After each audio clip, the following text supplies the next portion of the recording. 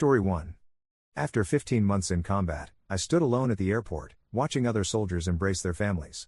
When I called home, my mother said, "We're at your brother's championship game, can't miss it." I just hung up and took a taxi. That was 2 days ago. Yesterday, I married my girlfriend at the courthouse, just us two. This morning, our photos went viral, my phone exploding with my father's threats to disown me, my mother's hysterics about her stolen moment, and my brother's rage about taking attention from his win. Now, I'm sitting in a coffee shop in Portland, staring at my phone as it vibrates against the wooden table. 47 missed calls. 63 text messages. My father's voicemails have evolved from angry to threatening to something that sounds almost like pleading, though the words themselves haven't softened. My mother keeps texting variations of "How could you do this to us?" My brother sent a single message at 3 a.m, "You're dead to me." The barista keeps glancing over. I must look like someone waiting for bad news. The truth is, I received all the bad news I needed 2 days ago, standing in that arrivals terminal with my duffel bag and a bouquet of airport flowers I'd bought for my mother. White carnations. Her favorite. I need to go back further. You need to understand how I got here. My name is Marcus. I'm 26 years old, though I feel decades older than that now. I enlisted at 19, right after my first year of college, when my father told me he wouldn't keep paying tuition for a kid who parties more than he studies. That part was fair, I had been failing. But my younger brother Tyler was 14 then, already collecting baseball trophies, already the one they bragged about at dinner parties. I proved myself in the military. Made sergeant. Led good men through situations I still can't talk about. Came home different than I left, the way everyone does, with a chest full of medals I keep in a drawer and memories that surface at 3 a.m. when car alarms go off outside my window. Sarah was waiting for me through all of it. My girlfriend of 4 years, though we'd only been together physically for about 18 months of that, scattered across leaves and video calls that dropped at the worst moments. She wrote me letters on actual paper, the kind I could hold in my hands when the base lost internet for days. She never missed a scheduled call. Not once in 15 months. I proposed before I deployed. Gave her my grandmother's ring in a parking lot outside Olive Garden because I couldn't wait for somewhere more romantic. She said yes while crying into my shoulder, and I promised we'd have a real wedding when I got back. Something beautiful. Her parents and mine. The whole production. She wanted to wait for me. I told her she didn't have to. She told me to shut up. While I was gone, Tyler became a state champion in baseball. Then a regional champion. My parents sent me photos, Tyler at 17, holding a trophy nearly as tall as he was, my father's arm around his shoulders, my mother crying happy tears. I was happy for him. I sent a care package with a letter congratulating him. He never wrote back, but I figured he was busy. 17-year-old athletes don't have time for deployed brothers. My mother sent weekly emails. Newsy updates about the neighborhood, Tyler's games, my father's promotion at the firm. Sometimes she'd ask how I was, but the questions felt obligatory, wedged between paragraphs about Tyler's college recruitment visits. Duke was interested. So was Vanderbilt. My father was beside himself with pride. I told myself it didn't bother me. I was fighting a war. My family's lives kept moving forward. That was good. That was healthy. That's what I wanted. But when I called from the airport 2 days ago, I'd been traveling for 36 hours. I hadn't slept in a bed in 2 nights. My body ached in places I didn't know could ache.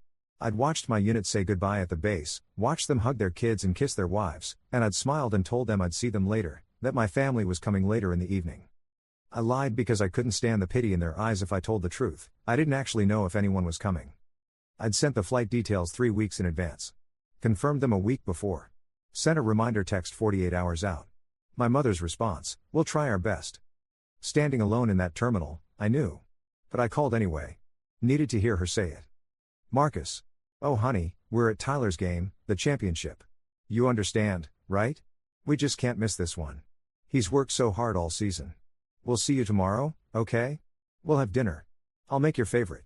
Behind her, I could hear the roar of a crowd. Someone announced Tyler's name over a loudspeaker. My mother's voice got distant as she cheered. "Mom, I'm so sorry, sweetie, but we really have to go. Love you." The line went dead before I could respond. I stood there holding the carnations, watching families reunite around me. A little girl in pigtails climbed her father like a tree. A woman kissed her returning husband so hard they nearly fell over. Someone's grandmother sobbed into her grandson's uniform jacket. I walked outside and caught a taxi. The driver tried to make conversation, asked if I was glad to be home. I said yes and stared out the window until he stopped trying. The apartment I shared with Sarah was in Southeast Portland, a 2-bedroom we'd rented before deployment with plans I'd never get to fulfill. She'd stayed there the whole time, paying both halves of rent with her nursing salary and refusing to let me send money. When I called her from the airport to say I was coming home alone, she didn't say anything for 5 full seconds. Then, "I'm leaving work right now." She beat me home by 10 minutes. I found her sitting on the front steps, still in her scrubs, mascara already running.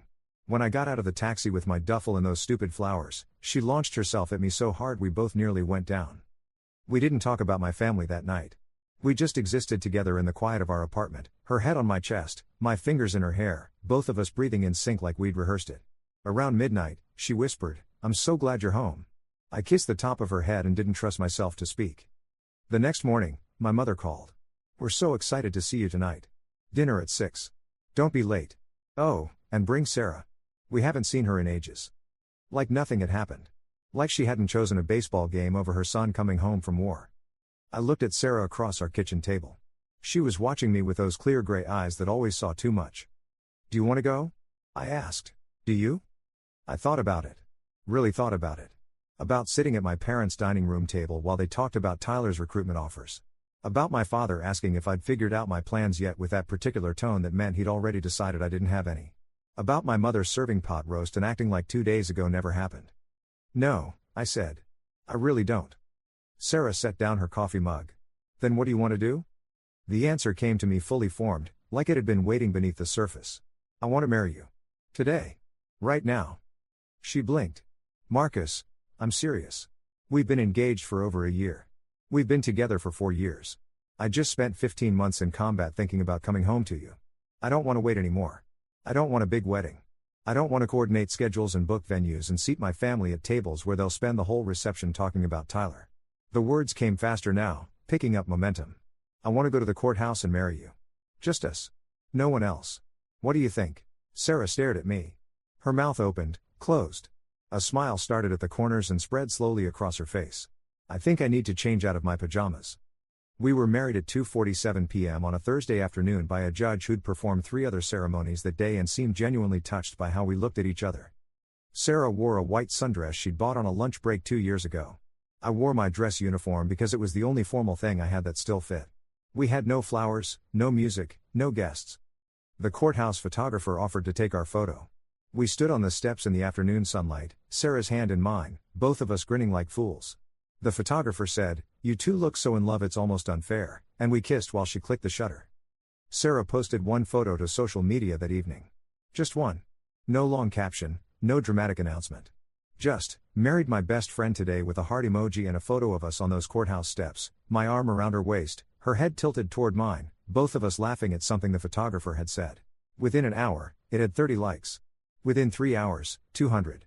Someone shared it to a military appreciation page. Then another. By midnight, it had been shared 6,000 times. By morning, over 50,000.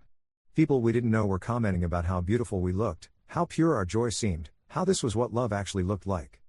Someone had screenshotted the photo and added text, "Soldier returns from 15 months deployment, marries his girlfriend at courthouse with no family present. Real love doesn't need an audience."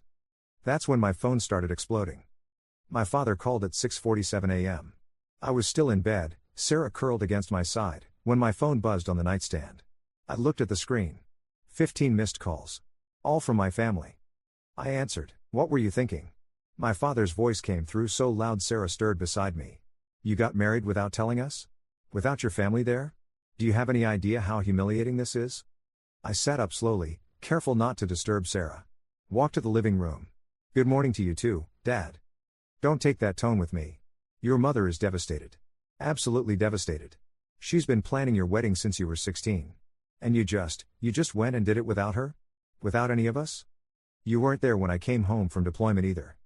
Silence on the other end. Long enough that I thought he might actually acknowledge it. "That was different. That was Tyler's championship game. You know how important that was?"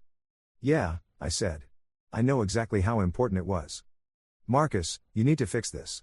You need to call your mother and apologize. This is unacceptable. If you don't," he paused. I could hear him breathing hard. "If you don't make this right, you can forget about being part of this family." I looked around our small apartment. At Sarah's shoes by the door. At the photo of us from yesterday propped up on the bookshelf, still in the free frame the courthouse had provided. At the life we'd built together while everyone else forgot I existed. "Okay," I said. "Okay what?" Okay, Dad. I'll forget about being part of the family. I hung up before he could respond. My mother called 30 seconds later. Then my father again. Then my brother. Then my mother 3 more times in a row. I turned my phone off and went back to bed. Sarah was awake when I returned. That bad? Worse. I climbed under the covers and pulled her close. But I don't care. She kissed my forehead. Liar. She was right, of course. I did care. It felt like something sharp had lodged itself beneath my ribs, making it hard to breathe properly. But I also felt something else. Something I hadn't felt in years. Free. We spent our second day of marriage making breakfast together and watching movies on the couch. Sarah had taken the week off work to be with me, and we pretended the outside world didn't exist. Around noon, I turned my phone back on for 5 minutes to check messages from my unit. That's when I saw the extent of what our photo had done. The military appreciation page had over 2 million followers. Our photo had been shared tens of thousands of times. News outlets were picking it up. Local stations. Military blogs. Someone had started a thread asking if this was the same Marcus Fletcher whose family missed his homecoming for a baseball game, because apparently someone who knew someone had posted about it on a local community page 2 days ago when they'd seen me alone at the airport. The internet had connected the dots. And the internet was not pleased with my family. My parents' Facebook pages were flooded with comments. Strangers calling them out. Asking how they could miss their son's homecoming. Questioning their priorities. My mother had deleted her account entirely. My father had made his private. Tyler had turned off comments on his posts, but not before hundreds of people had left messages telling him he should be ashamed. I should have felt vindicated. Instead, I felt numb. Sarah read over my shoulder. Do you want me to take the post down? It's not causing anything that wasn't already true. That's not what I asked. I thought about it. About taking it down, letting it fade, pretending none of this had happened. Going to Sunday dinners and listening to Tyler's game highlights and accepting my role as the son who mattered less. No, I said. Leave it up. My mother showed up at our apartment that afternoon. I saw her car pull into the parking lot from our kitchen window. Watched her sit in the driver's seat for 3 full minutes before getting out. She looked smaller than I remembered. Older. When she knocked on the door, the sound was tentative. Sarah looked at me. I nodded. She opened the door. Marcus. My mother's eyes were red-rimmed and swollen. She looked past Sarah directly at me. Please. Can we talk? I should have said no. Should have closed the door and gone back to my new wife and the life we were building. But she was still my mother. So I stepped aside and let her in. She sat on our couch, perched on the edge like she might need to leave quickly. Sarah squeezed my hand once and disappeared into the bedroom, giving us privacy I wasn't sure I wanted. You have every right to be angry, my mother started. I'm not angry. She looked up, surprised. You're not? No. I'm disappointed. There's a difference. Her face crumpled. She pressed a hand to her mouth, and for a moment I thought she might cry. Instead, she straightened her shoulders and looked me in the eye. I made a choice, she said. 2 days ago, I made a choice, and it was the wrong one. I chose Tyler's game over your homecoming because, she stopped. Started again. Because Tyler needed me there. He gets so nervous before big games, and he asked us specifically to be there, and I thought you would understand. You're stronger than he is. You always have been. You don't need us the way he does. So because I don't fall apart, I don't deserve to be chosen? That's not what I meant. That's exactly what you meant. I sat down in the chair across from her. Tyler needed you, so you went. I wanted you, but you assumed I'd be fine without you. And you know what? You were right. I was fine. I am fine. But that doesn't mean it didn't hurt. She was crying now, silent tears streaming down her face. I'm so sorry. Marcus, I'm so sorry. I can't take it back. I wish I could, but I can't. Please, just tell me what I can do to fix this. Nothing, I said. There's nothing to fix. What's done is done. So that's it? You're just going to cut us off? Your father said you told him. Dad threatened to disown me for getting married without permission, like I'm some kind of teenager who needs his approval. I just saved him the trouble. He didn't mean that. He was upset. We all were. We saw those photos, and they were beautiful, Marcus, truly beautiful, but all I could think was that I should have been there. I should have been standing next to you when you married Sarah. I should have been there when you came home from war. I should have been a better mother. The words hung in the air between us. I wanted to tell her it was okay, that I forgave her, that we could move past this. But that's not what came out. You should have, I agreed. But you weren't. She left 20 minutes later. I didn't walk her to the door. Just sat in that chair listening to her heels click across our hardwood floor, listening to Sarah murmur something I couldn't make out, listening to the door close with a quiet click. Sarah came back and sat on the arm of my chair, running her fingers through my hair. You okay? I don't know. That's fair. That evening, my brother texted me for the first time. Not the angry message from last night, but something new. Can we meet? Just the two of us? Sarah read it over my shoulder. Do you want to? I thought about Tyler. About the kid brother who used to follow me around, asking to play catch. About the teenager who stopped talking to me when I enlisted because he thought I was abandoning him. About the young man I barely knew anymore, who'd grown up in my absence into someone who won championships while I fought in deserts on the other side of the world. Yeah, I said. I think I do. We met at a diner the next morning. Neutral ground. Tyler was already there when I arrived, sitting in a booth by the window, and when he looked up at me, I saw the kid he used to be beneath the college recruit exterior. Thanks for coming, he said. I slid into the booth across from him. What did you want to talk about? He twisted his coffee cup between his hands. I wanted to say I'm sorry. For which part? All of it. For not being at the airport. For the texts I sent. For, he stopped, jaw working. For making you feel like you don't matter. Because you do. You matter a lot, and I've been a terrible brother. I didn't respond right away. Just watched him struggle to find words. Mom and Dad made everything about me, he continued. Every dinner, every conversation, every plan. It was always my games, my recruitment, my future. And I let it happen because I liked the attention. I liked being the favorite. But seeing those photos of you and Sarah, he looked up, eyes bright. You look so happy. And I realized I couldn't remember the last time anyone looked at me like that. Like I was their whole world. Mom and Dad look at me like I'm a trophy they won. Sarah looks at you like you're the reason the sun comes up. Tyler, I'm not finished. He leaned forward. What they did to you was wrong. Missing your homecoming was wrong. Freaking out about your wedding was wrong. And I'm complicit in all of it because I never said anything. I never stood up for you. I just took all the attention and acted like I deserved it more. You did deserve it. You worked hard. You earned those championships. But you earned something too. You earned a family who showed up for you. And we didn't. He wiped his eyes roughly with the back of his hand. I don't know if you can forgive me. I don't know if I deserve it. But I want you to know that I'm proud of you. I'm proud of what you did over there. I'm proud that you found someone who loves you the way Sarah does. And I'm proud that you had the guts to do what you wanted instead of what they expected. My throat felt tight. I don't know what to say. You don't have to say anything. I wanted you to hear it. From me. That you matter. That I see you. That I'm sorry I didn't see you sooner. We sat there for a long time, not talking, just drinking bad diner coffee and existing in the same space. Eventually, Tyler asked about deployment, and I told him some of the safer stories. He told me about the pressure of recruitment, about having anxiety attacks before games, about feeling like he'd disappoint everyone if he didn't perform perfectly every single time. We were more alike than I'd realized. When we left the diner 2 hours later, Tyler hugged me in the parking lot. Not a performative hug, but a real one, tight and desperate. I missed you, he said into my shoulder. I missed you too. He pulled back. Can I come over sometime? Meet Sarah properly? Yeah. She'd like that. He nodded, climbed into his car, and drove away. I watched until his taillights disappeared around a corner. Sarah was waiting when I got home, and I told her everything. About my mother's visit. About Tyler's apology. About feeling like maybe, possibly, there was a path forward I hadn't seen before. What about your dad? She asked. I checked my phone. No new messages from him. No calls. No attempts at reconciliation. I don't know, I admitted. 3 days later, he showed up at the apartment. No warning, no call ahead. Just knocked on the door at 8 in the morning while Sarah and I were eating breakfast. I opened the door to find him standing there in his work suit, briefcase in hand, looking exactly like he always did, composed, controlled, completely unreadable. Dad. Marcus. Can I come in? I stepped aside. He walked into our apartment and looked around with the expression of someone surveying foreign territory. His eyes lingered on the courthouse wedding photo, now framed properly and hanging on our wall. Nice place, he said. Thanks. He set his briefcase down by the door. Straightened his tie. Cleared his throat. My father, I realized, had no idea what to say. Why are you here? I asked. He flinched slightly.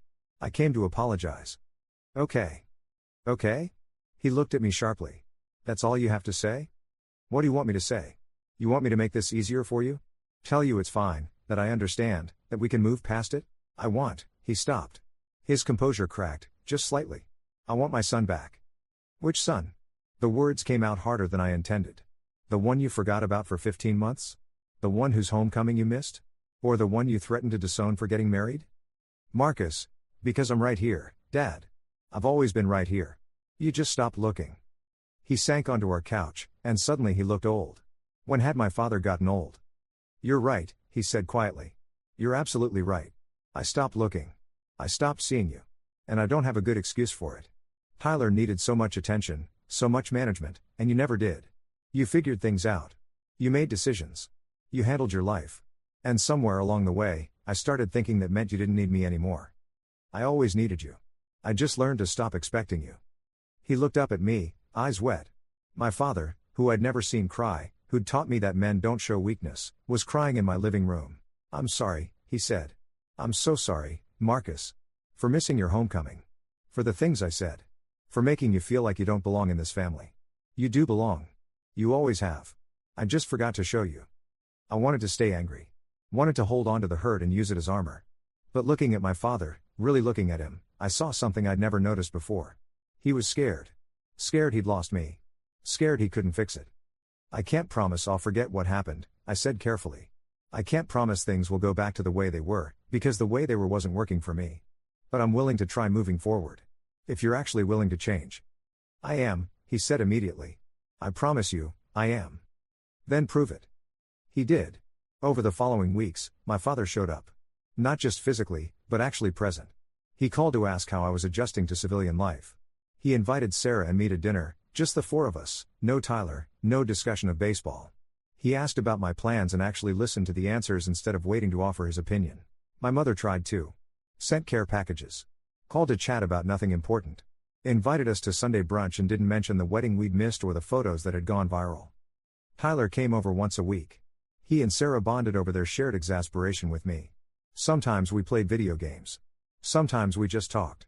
He told me he'd decided to take a gap year before college, that he needed to figure out who he was outside of baseball. I told him I thought that was brave. The internet eventually moved on to the next viral story. Our photo stopped circulating. The comments on my family's social media faded away. Life returned to something resembling normal. But here's the thing about revenge, about payback, about making people face what they've done, it doesn't actually feel the way you think it will. I didn't plan for our wedding photo to go viral. Didn't orchestrate some elaborate scheme to publicly shame my family. We just got married, shared a photo, and the fate did the rest. But when that photo exploded, when strangers across the internet rallied around me and condemned my family, I felt something unexpected. Empty. Because what I actually wanted wasn't for them to be humiliated. What I wanted was for them to see me. To choose me. To show up. And in the strangest way, the viral photo forced exactly that. It held up a mirror and made them look at their choices. Made them confront what they'd done. Made them decide whether keeping their pride was worth losing their son. They chose me. Finally, after everything, they chose me. Sitting here now in this coffee shop, watching my phone finally go silent after days of constant buzzing, I think about what my mother said, "You're stronger than he is. You always have been. You don't need us the way he does." She was wrong about the last part. I did need them. I still do. But she was right about one thing, I am strong. Strong enough to walk away when I wasn't being valued. Strong enough to build a life with Sarah without their approval. Strong enough to give them a second chance when they finally showed up. The barista calls out someone's order. Outside the window, rain starts falling on Portland streets. My phone buzzes one more time, a text from Sarah asking what I want for dinner. I smile and type back a response. Tomorrow, we're having brunch with my family. Tyler wants to show us his gap year plans.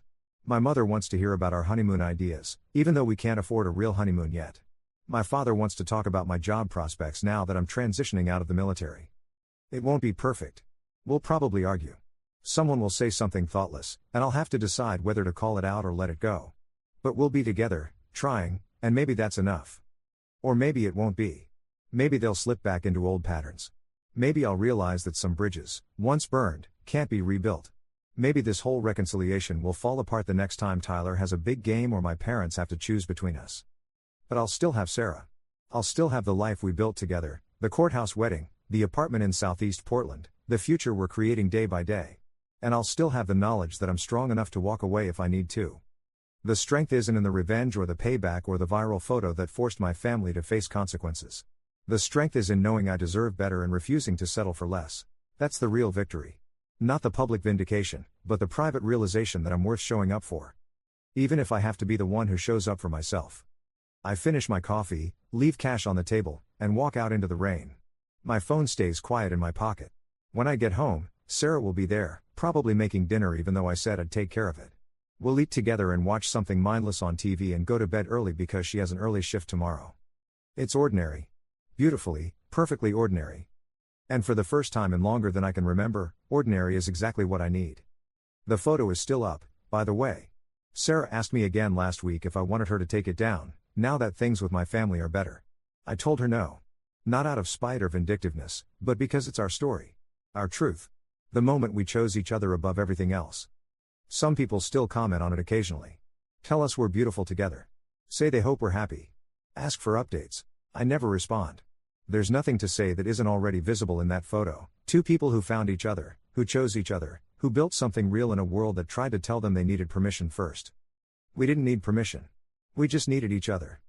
Everything else was just noise. But here's what I haven't told anyone, what I'm not sure I can even fully admit to myself. Late at night, when Sarah is asleep beside me and the apartment is quiet, I sometimes wonder what would have happened if my family had shown up at the airport that day. Would we have still gotten married at the courthouse? Would we have planned a big wedding to make my mother happy? Would I have swallowed the hurt and pretended everything was fine? I don't know. And I'm glad I don't have to find out. Because the version of events that actually happened, the one where I stood alone in the airport, called a taxi, married my girlfriend without an audience, and accidentally set off a chain reaction that forced my family to confront their choices, that version gave me something I'd been missing for years: agency. Control. The power to decide what I would and wouldn't accept. I didn't plan it. Didn't orchestrate it. But I also didn't run from it. And maybe that's what revenge really is. Not elaborate schemes or calculated payback, but simply refusing to participate in your own diminishment. Refusing to make yourself smaller to accommodate other people's comfort. Refusing to pretend you're fine when you're not. The rest just followed naturally. Tomorrow, at brunch, my mother will probably cry. My father will probably say something awkward. Tyler will probably try too hard to prove he's changed. And I'll probably leave feeling some complicated mixture of hope and frustration that I'll spend the drive home trying to articulate to Sarah. But tonight, I'm here in our apartment with my wife, eating takeout from the Thai place down the street, and that's enough. More than enough. Everything else is just details we'll figure out as we go. And if we can't? If my family falls back into old patterns and I have to walk away for good? Then I'll do that too. Because I've learned something important in all of this: the only person who has to show up for me consistently, unconditionally, without fail, is me. Everyone else is a choice I get to make every single day. And I choose Sarah. I choose our courthouse wedding and our small apartment and our quiet life together. I choose us. The rest of the world can viral share whatever it wants. 3 weeks after the photo went viral, I got a call from a reporter. She'd tracked down my number somehow, probably through military records or social media sleuthing, and wanted to do a feature story. Human interest piece, she called it. The soldier who came home to nobody and found everything he needed. I told her no. Sarah asked why, later that night, when I mentioned it. Because it's not a story, I said. It's my life. And I'm tired of other people having opinions about it. She nodded, understanding without needing explanation. That's the thing about Sarah, she never needs me to justify my boundaries. She just accepts them. But the reporter's call stayed with me. Got me thinking about all the other soldiers who came home to empty airports, to families too busy or too broken to show up. How many of them swallowed the disappointment and never said anything? How many of them pretended it was fine because admitting it wasn't felt like admitting weakness? I started going to the VA for counseling. Not because I was falling apart, but because I wanted to talk to someone who understood what it meant to come home and find that home had shifted in your absence. My counselor, a former Marine named Patricia who'd done 3 tours in Afghanistan, didn't sugarcoat anything. Your family broke something, she said during our second session. And now they're trying to glue it back together. But glue doesn't make things the same as they were before. It just makes them functional again. Is functional enough? I asked. That's not for me to answer. That's for you to decide. I thought about that a lot over the following weeks. About what enough meant. About whether I could truly forgive them or if I was just going through the motions because cutting them off completely felt too harsh. The first real test came 6 weeks after the wedding. Tyler's college decision day. He'd narrowed it down to 3 schools, and my parents were hosting a dinner where he'd announce his choice. They invited Sarah and me with what seemed like genuine enthusiasm, and I could tell my mother was trying, actually trying, to make it about all of us, not just Tyler. She'd even put out photos of me in uniform alongside Tyler's baseball pictures. Small gesture, but it meant something. The dinner was awkward at first. We all moved around each other like people learning a new dance, careful not to step on toes.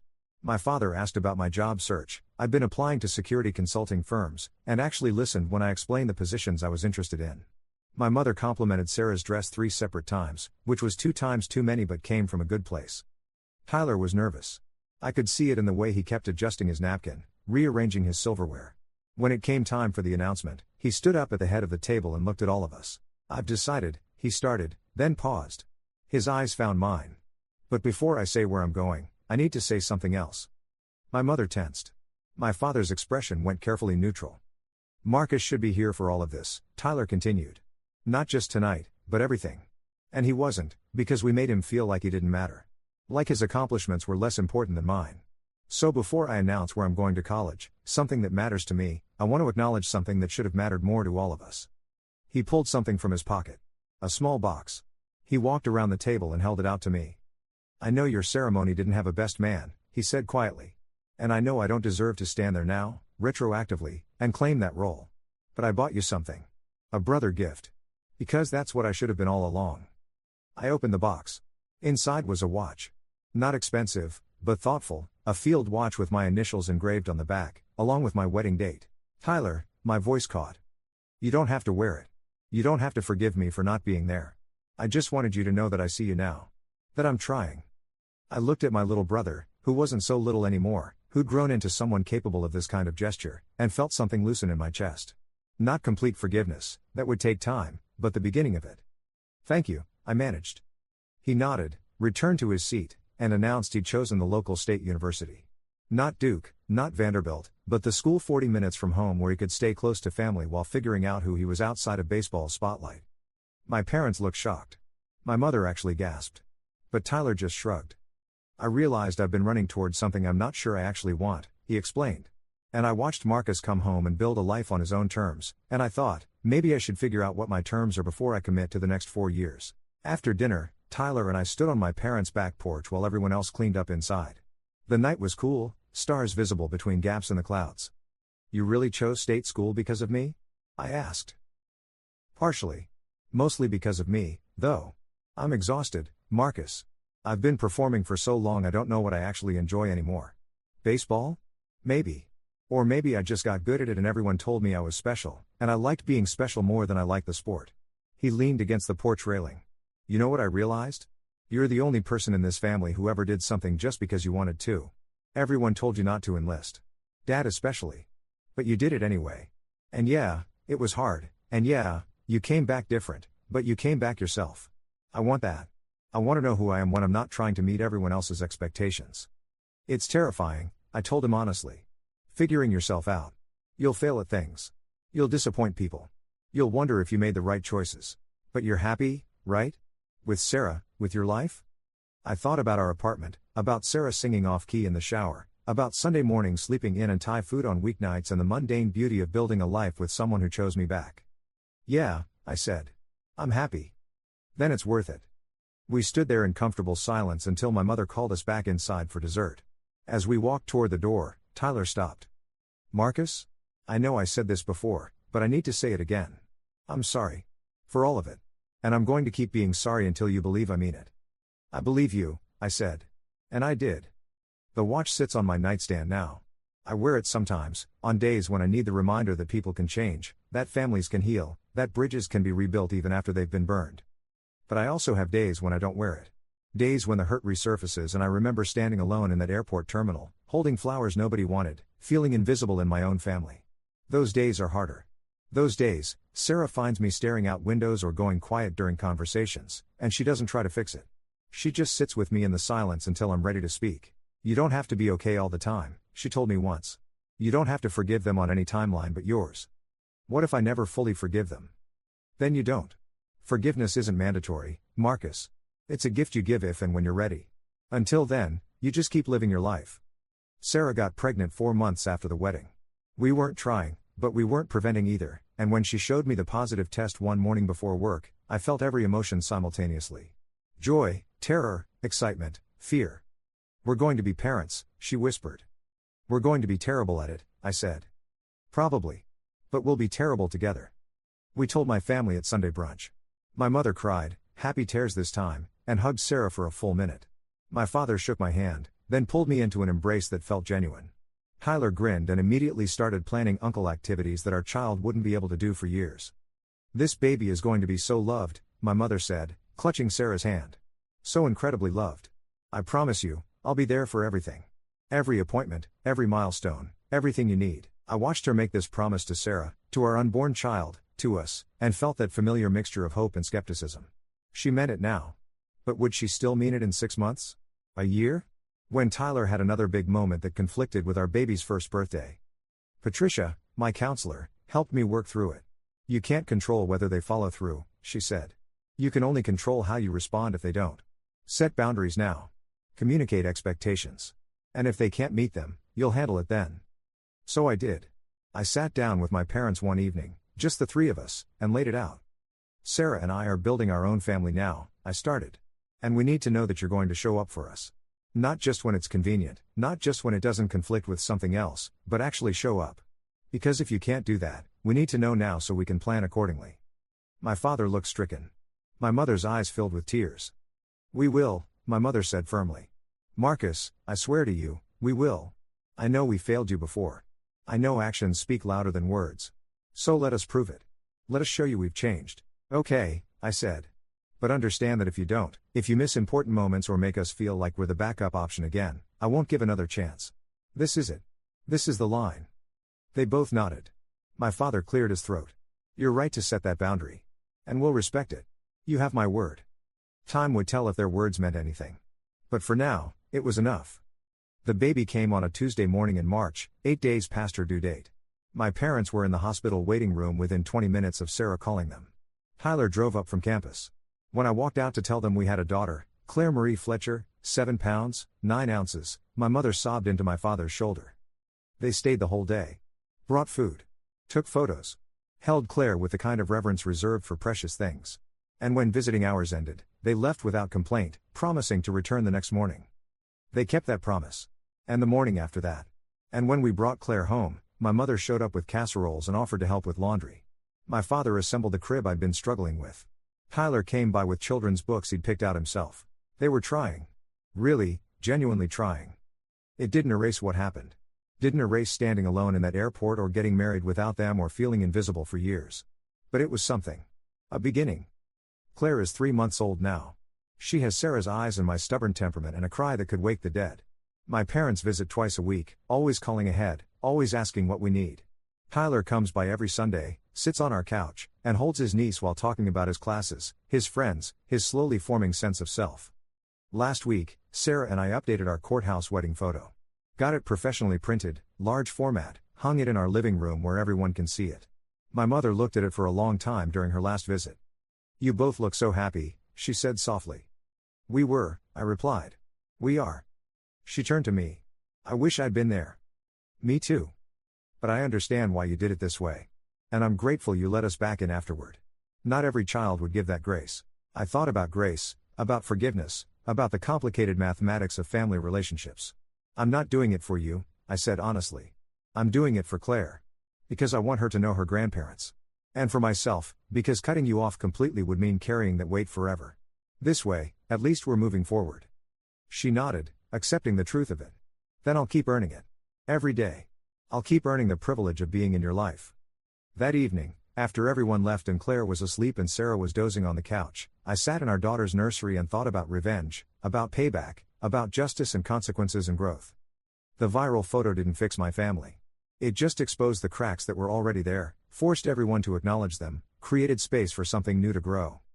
Maybe that's the best kind of revenge, not destruction, but transformation. Not tearing people down, but holding up a mirror so clear they can't look away from who they've become. And then giving them the choice to change or walk away. My family chose to change.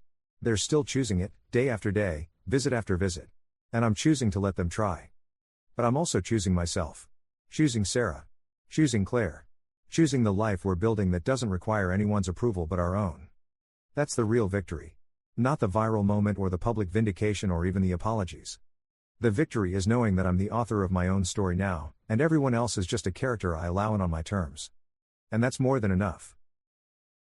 Story 2. My husband packed a single bag while I was breastfeeding our 6-week-old son, saying, "I can't handle the pressures of fatherhood," before walking out the door without a backward glance. Despite my desperate calls, he changed his number and disappeared completely. That was 15 years ago.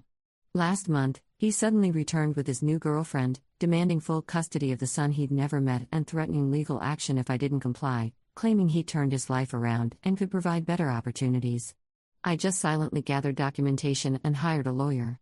Yesterday in court, his own brother took the stand and revealed the shocking truth. My ex had abandoned not one but 3 other children in different states, had never paid child support to any of them, and was only seeking custody of our son after discovering the trust fund my grandmother had left him.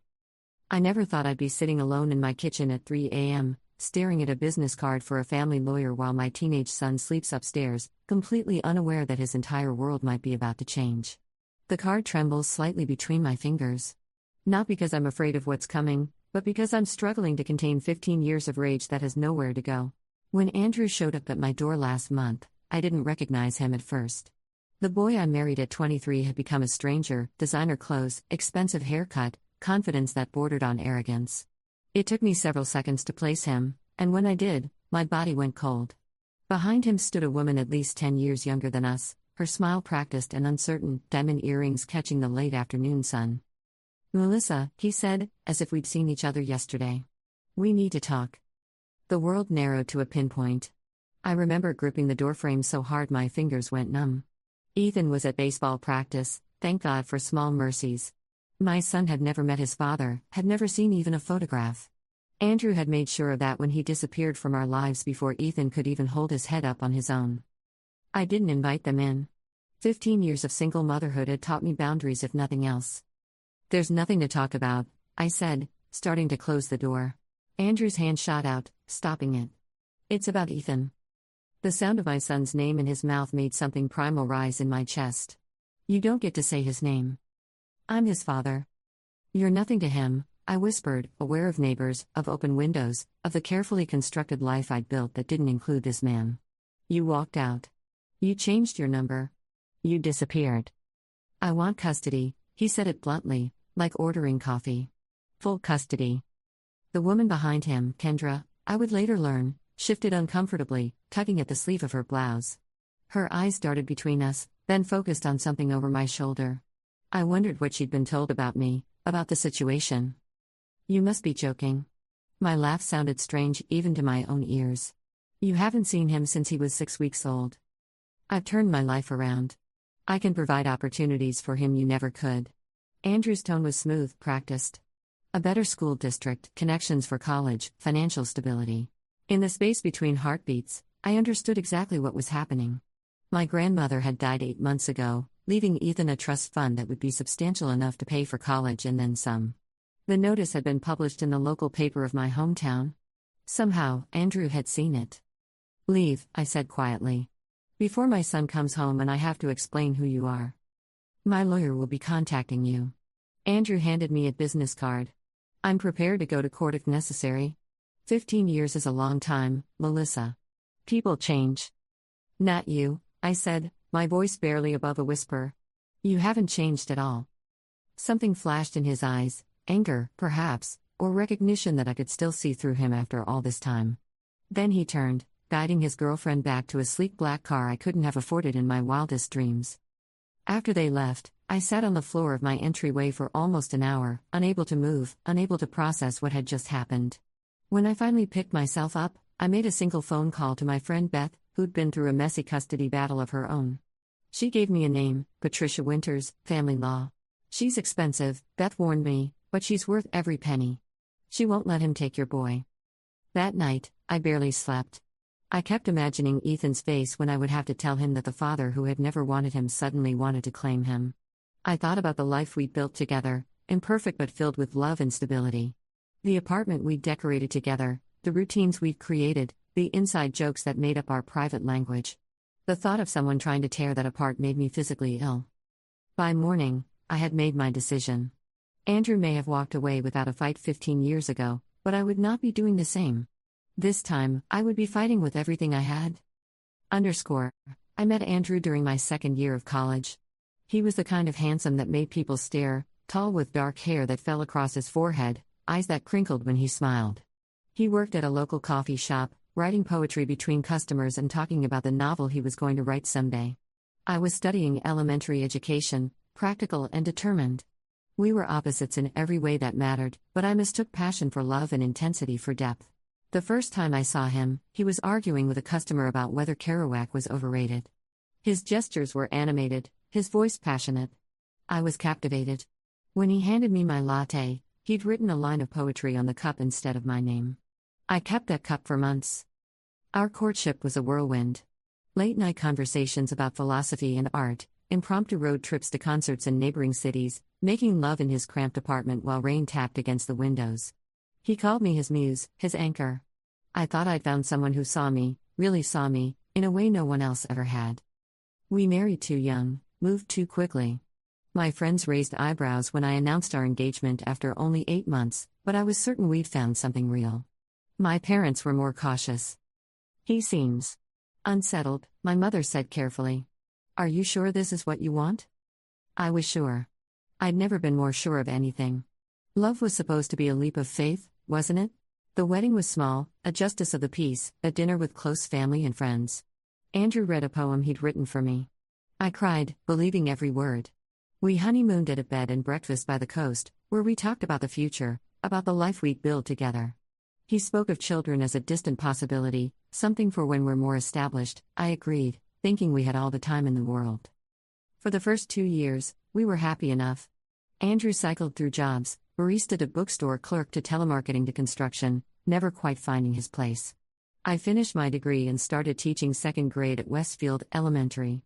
We rented a small apartment with a view of the park and spent weekends at flea markets, furnishing our home piece by mismatched piece. There were warning signs I chose to ignore. The way he'd disappear emotionally when things got difficult. The grandiose plans that never materialized.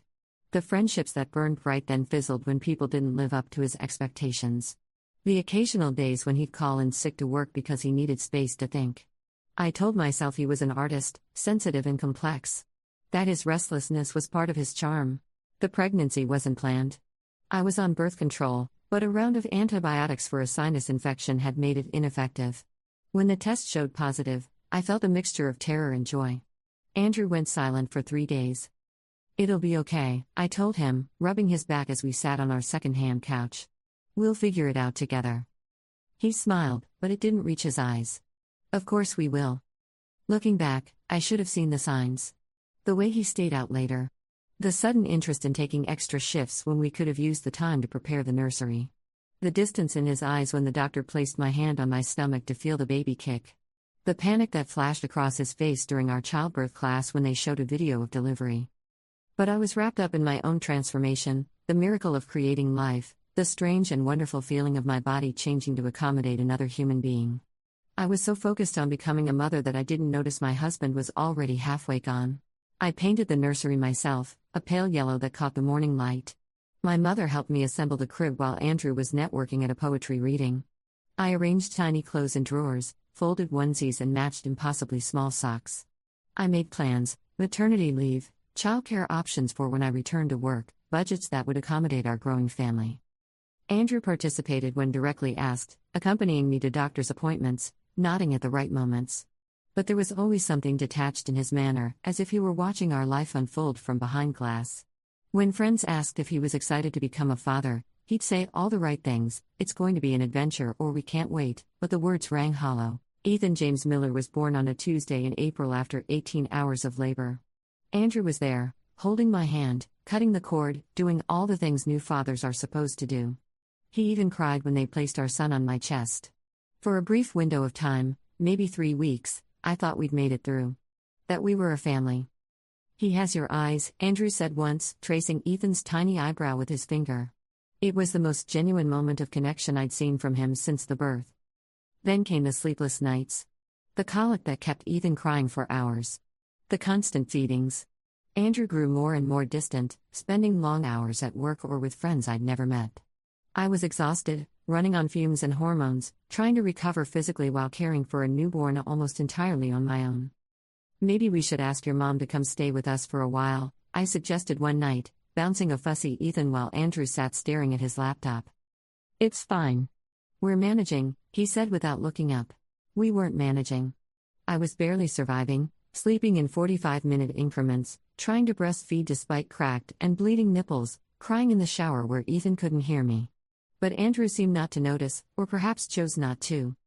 The morning he left, I was sitting in the rocking chair by the nursery window, Ethan at my breast.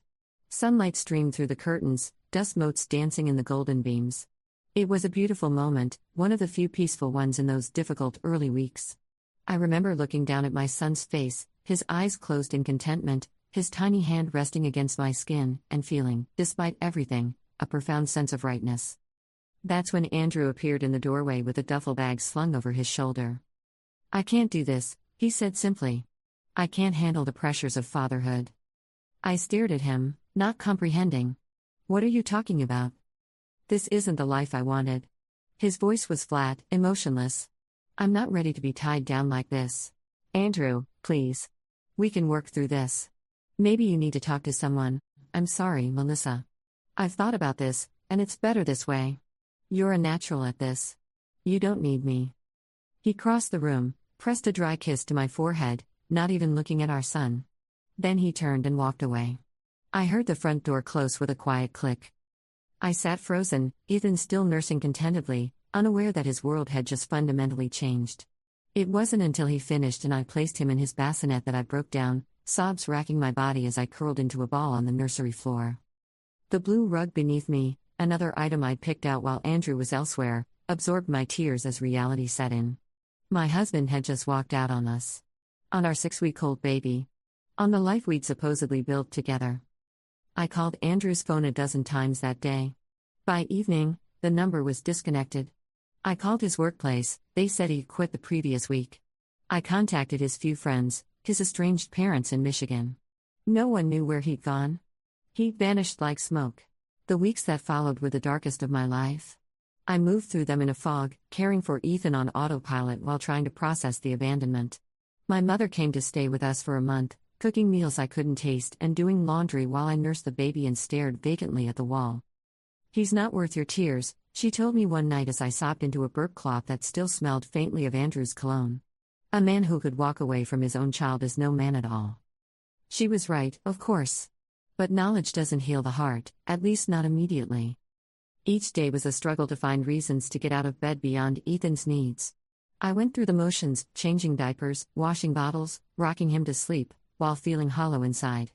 The future I'd imagined had vanished, replaced by an endless stretch of single parenthood that seemed impossibly daunting. There were moments when I resented Ethan, though I'm ashamed to admit it now. Moments when his cries felt like accusations, when his features, so like his father's, seemed to mock me. But those moments always passed quickly, swept away by the fierce love that grew stronger each day. He was innocent in all this. He deserved a mother who was fully present, fully committed. Slowly, I began to rebuild. I joined a support group for single mothers, finding comfort in the stories of women who'd faced similar challenges and survived. I learned to function on minimal sleep, to balance Ethan on my hip while cooking dinner, to find joy in small victories, his first smile, the first time he slept through the night, the way his entire face lit up when he saw me after a nap. I filed a missing persons report, but the police found nothing. I filed for divorce on grounds of abandonment, publishing notices in newspapers across 3 states. When there was no response, the divorce was granted by default. I reclaimed my maiden name, Bennett, but kept Miller for Ethan, believing someday he might want that connection to his father, tenuous as it was. By the time Ethan was 6 months old, I'd sold our apartment and moved to a smaller 1-bedroom place closer to my job. I returned to teaching when he was 8 months old, finding a daycare that would take an infant part-time. We survived on my teacher's salary, supplemental income from tutoring on weekends, and occasional help from my parents. I stopped looking for Andrew after the first year. Stopped wondering where he'd gone or why he'd left. I had to focus on the future, on raising a little boy who deserved every ounce of love and stability I could provide. There were hard days, of course. Days when Ethan had ear infections and couldn't sleep, when my car broke down on the way to daycare, when the rent increased but my salary didn't. Days when I longed for someone to share the burden, to take over for just an hour so I could shower in peace or read a book or simply breathe. But there were beautiful days too. Ethan's first steps, taken from the coffee table to my outstretched arms. His first word, ball, not mama, much to my chagrin. The first drawing he brought home from preschool, a messy scribble he proudly announced was the 2 of us. The way he'd wrap his arms around my neck at bedtime, smelling of soap and toothpaste, whispering, "Love you, mommy." Over time, the raw wound of abandonment scarred over. I dated occasionally, had a few relationships that lasted a few months before fizzling out. But Ethan remained my priority. I was mother and father both, and that left little room for anything else. My son grew into a thoughtful, kind young man with his father's dark hair and my green eyes. He excelled at baseball and science, collected rocks and comic books, had a small circle of loyal friends. He asked about his father occasionally, and I tried to answer honestly without bitterness. He wasn't ready to be a dad, I would say. Some people aren't cut out for parenthood. "Do you think he ever thinks about me?" Ethan asked once when he was about 10, helping me plant flowers in the small community garden behind our apartment building. The question broke my heart. His hands, still small but growing steadier, patted soil around a marigold as he waited for my answer. "I don't know, sweetie. But his leaving was about his own issues, not about you." "Never about you." Ethan nodded, processing this as he always did, quietly, thoughtfully. Then he picked up another seedling. "I'm glad I have you, Mom." Those simple words healed something in me I hadn't realized was still broken. When my grandmother passed away last year at 93, we were surprised to learn she'd set up a trust fund for Ethan. She'd been quietly investing for years, and the result was substantial, enough to pay for any college he chose and give him a solid start in life afterward. I was touched by her foresight, her quiet way of supporting us even after she was gone. "She'd always believed in you," my mother told me at the reading of the will. She said Ethan would do great things someday. The trust was to be released to Ethan in increments, a portion for education at 18, another portion at 25, and the remainder at 30. I was named trustee until he turned 21. It was a blessing I never expected, a weight lifted from my shoulders after years of financial struggle. Ethan and I discussed what this might mean for his future. He'd been thinking about community college, aware of our financial limitations.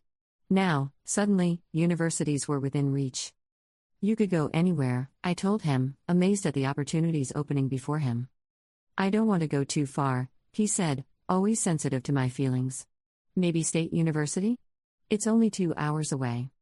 We spent evenings researching schools, discussing programs, dreaming bigger than we'd ever allowed ourselves before. For the first time in 15 years, I felt like everything was falling into place. Ethan was thriving, our future looked bright, and the struggles of the past seemed worth it for the life we'd built. I never imagined it would bring Andrew back into our lives. Patricia Winter's office was in a renovated Victorian house downtown, her practice occupying the entire second floor. The waiting room had comfortable chairs and current magazines, a far cry from the sterile, anxiety-inducing environments of most law offices I'd seen. I sat with my purse clutched in my lap, still in the clothes I'd worn to school that day, sensible slacks and a button-down blouse, my elementary teacher uniform.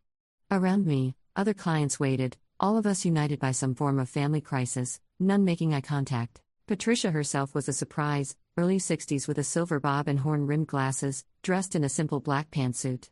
She had the air of someone's favorite aunt who also happened to be terrifyingly competent. When she called my name, her handshake was firm, her gaze direct. Her office was warmly lit, bookshelves lining the walls, diplomas and certificates discreetly framed behind her desk. She gestured for me to sit in one of 2 leather chairs facing her. "Tell me everything," she said after introducing herself. "Start from the beginning." I did. From meeting Andrew to the marriage to his disappearance and now his sudden return. I showed her the business card he'd given me, from a lawyer named James Prescott in the next county. "I've dealt with Prescott before," Patricia said, her mouth tightening. "He's aggressive but sloppy. Tends to take on clients with deep pockets and questionable cases." "Can Andrew really get custody?" I asked, the question that had been keeping me awake for days. "He's been gone for 15 years. He's never paid a dime in child support. He doesn't even know Ethan." Patricia leaned back in her chair, considering. The courts generally favor biological parents having some role in their children's lives. That said, abandonment is a serious issue, as is failure to pay support. But he's never been ordered to pay support. After he disappeared, the divorce was granted by default. There was no one to serve with child support orders. She nodded, making notes. That's not uncommon in cases like this. But it doesn't change the fact that he made no effort to support his child. Legally, it's highly unlikely he'd get full custody. But family court can be unpredictable. We need to prepare as if this is a serious threat, because to your son, it absolutely is. She leaned forward. Has Ethan met his father yet? I shook my head. I haven't told him Andrew is back. I wanted to understand what we're facing first. Good instinct. Let's keep it that way for now. She made another note. I'm going to file for an emergency hearing. In the meantime, I want you to gather everything: birth certificate, divorce decree, school records, medical records. Document every aspect of Ethan's life and your role in it. My mind was already cataloging the files I'd need to collect, the timeline I'd need to construct. 15 years of motherhood condensed into exhibits and affidavits. What about Andrew? Shouldn't we be investigating him too? Patricia smiled, a small, fierce expression. Oh, I'll have my investigator on that before the day is out. If your ex-husband has skeletons, we'll find them. I left her office feeling both drained and strangely energized. For the first time since Andrew's appearance, I felt like I had a plan, a direction. I wasn't powerless. That evening, I started a timeline of Ethan's life: every school, every doctor, every baseball team and science fair. 15 years of careful, loving parenting laid out in bullet points and photographs. I worked until past midnight, fueled by coffee and determination. By morning, I had filled a large binder with documentation. Report cards showing Ethan's steady progress through school. Medical records detailing every vaccination, every growth milestone, every case of strep throat and swimmer's ear. Certificates from his elementary school graduation, his science fair wins, his Little League participation. Photos from birthdays and holidays, camping trips and school plays. A record of a life well lived, without Andrew Miller. The next day, Patricia called with news. Prescott filed for an emergency custody hearing. We're on the docket for next Thursday. My stomach dropped. So soon? It's actually good for us, she explained. They're pushing too hard, too fast. It makes them look desperate, which they are. Did you tell Ethan yet? No. I'm waiting for the right moment. The truth was, I couldn't find the words.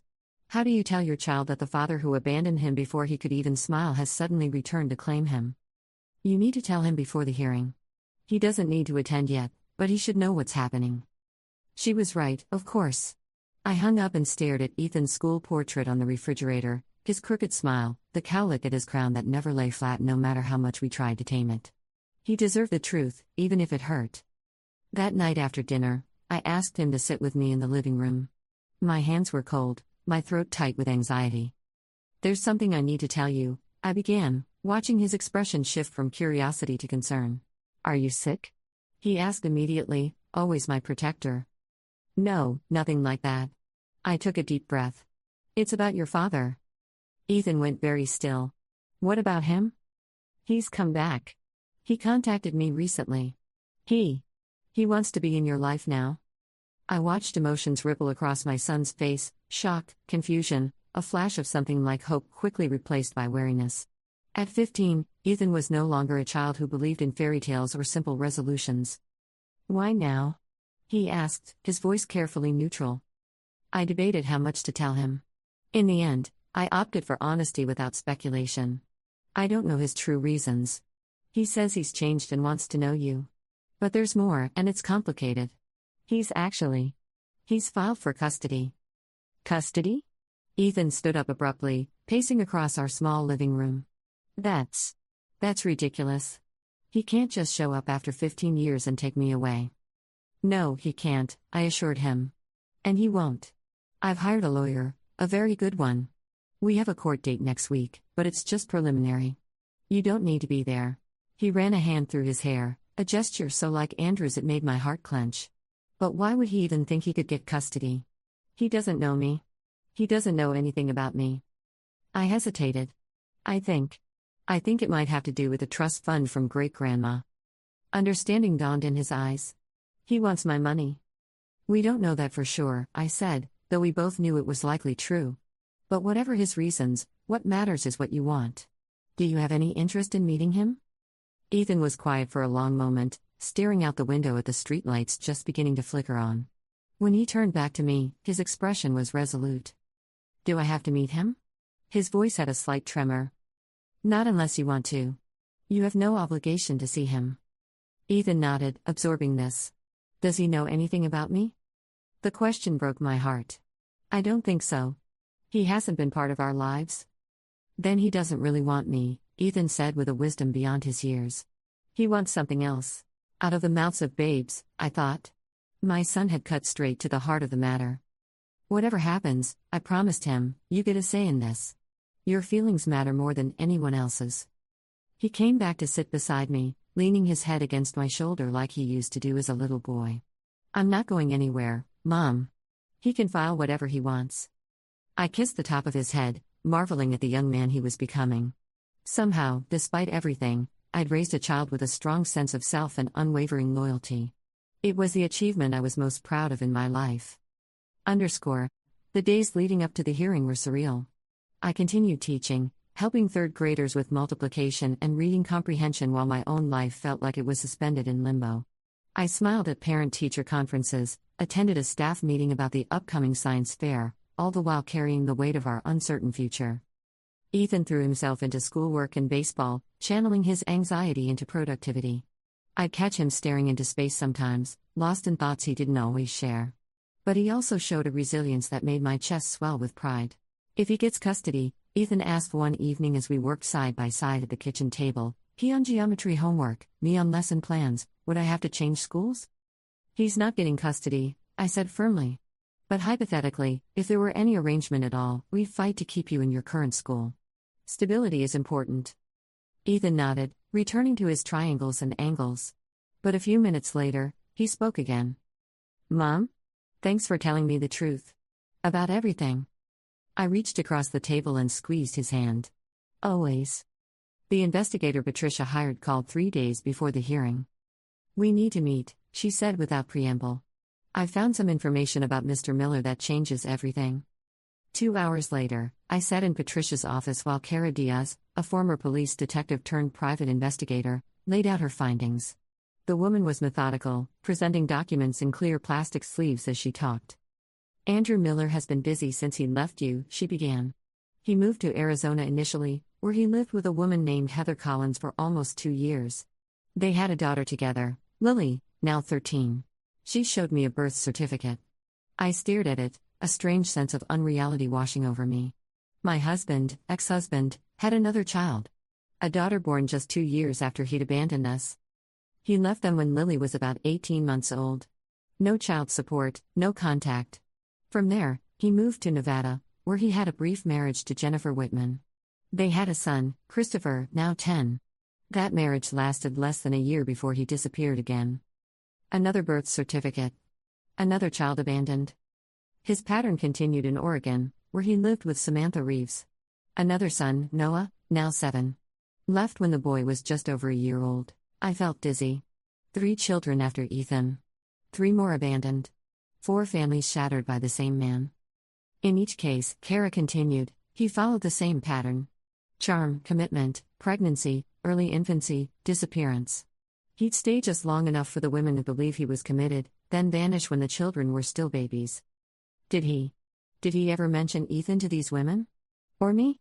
I asked, not sure why it mattered but needing to know. Cara shook her head. According to my interviews, he presented himself as childless in each new relationship. When pressed about his past, he'd say he'd been married once, briefly, to a woman who wasn't right for him. Not right for him. The word stung even after all these years. He's been in California for the past 5 years, Cara continued. Living with Kendra Blake, the woman you met. No children with her. He works for a luxury car dealership, makes decent money, but has significant debt. Credit cards, personal loans, a second mortgage on their house. Have any of these women tried to find him for child support? I asked. All of them. He's been ordered to pay in 3 separate states, but he's managed to stay just ahead of enforcement. Changes jobs frequently, moves around. Until recently, when he seems to have settled in California. Patricia, who had been silent until now, spoke up. The timing of his sudden stability and his appearance at your door is not coincidental. We believe he learned about Ethan's trust fund and saw an opportunity. If he gets custody, would he have access to the money? I asked, though I already knew the answer. As guardian, he could petition the court to use funds for Ethan's care and well-being, Patricia confirmed. Given the structure of the trust, he wouldn't get everything, but he could potentially access a significant portion before Ethan turns 18. I felt sick. Not just at the thought of losing Ethan, but at the pattern of destruction Andrew had left in his wake. 4 children, 4 families, abandoned without a backward glance. Do these other women know where he is now? I gestured to the files spread across the table. Kara shook her head. No. But they'd certainly be interested to find out. An idea began to form. Can we contact them? Patricia and Kara exchanged glances. We already have, Patricia said. And here's where it gets interesting. Andrew has an older brother, Michael, who lives about 2 hours from here. Michael has been in contact with Heather and Lily in Arizona for years. He's been quietly supporting them financially when he can. Andrew's brother has been helping his abandoned family? I was stunned. I'd met Michael only a few times during my marriage. He and Andrew weren't close. Michael was older, more serious, working as an accountant while Andrew was still dreaming of becoming a famous poet. Michael Miller is prepared to testify, Patricia said. He's been documenting his brother's behavior for years, hoping someday to hold him accountable. For the first time since Andrew appeared at my door, I felt something like hope. Not just that we would win this case, but that there might be a reckoning for all the pain he'd caused. Not just to me and Ethan, but to all of us. What do we do now? I asked. Patricia's smile was small but fierce. Now we prepare for court. And we make sure Andrew Miller regrets ever filing this custody claim. The night before the hearing, I couldn't sleep. I sat in our small kitchen, nursing a cup of herbal tea that had long gone cold, replaying scenarios in my head. What if the judge didn't believe us? What if Andrew's expensive lawyer managed to paint him as the victim, me as the vindictive ex-wife keeping him from his son? What if, by some terrible miscarriage of justice, Ethan ended up in the custody of a man who had abandoned 4 children? I must have made a noise, because suddenly Ethan was there, sleepy-eyed in his t-shirt and basketball shorts.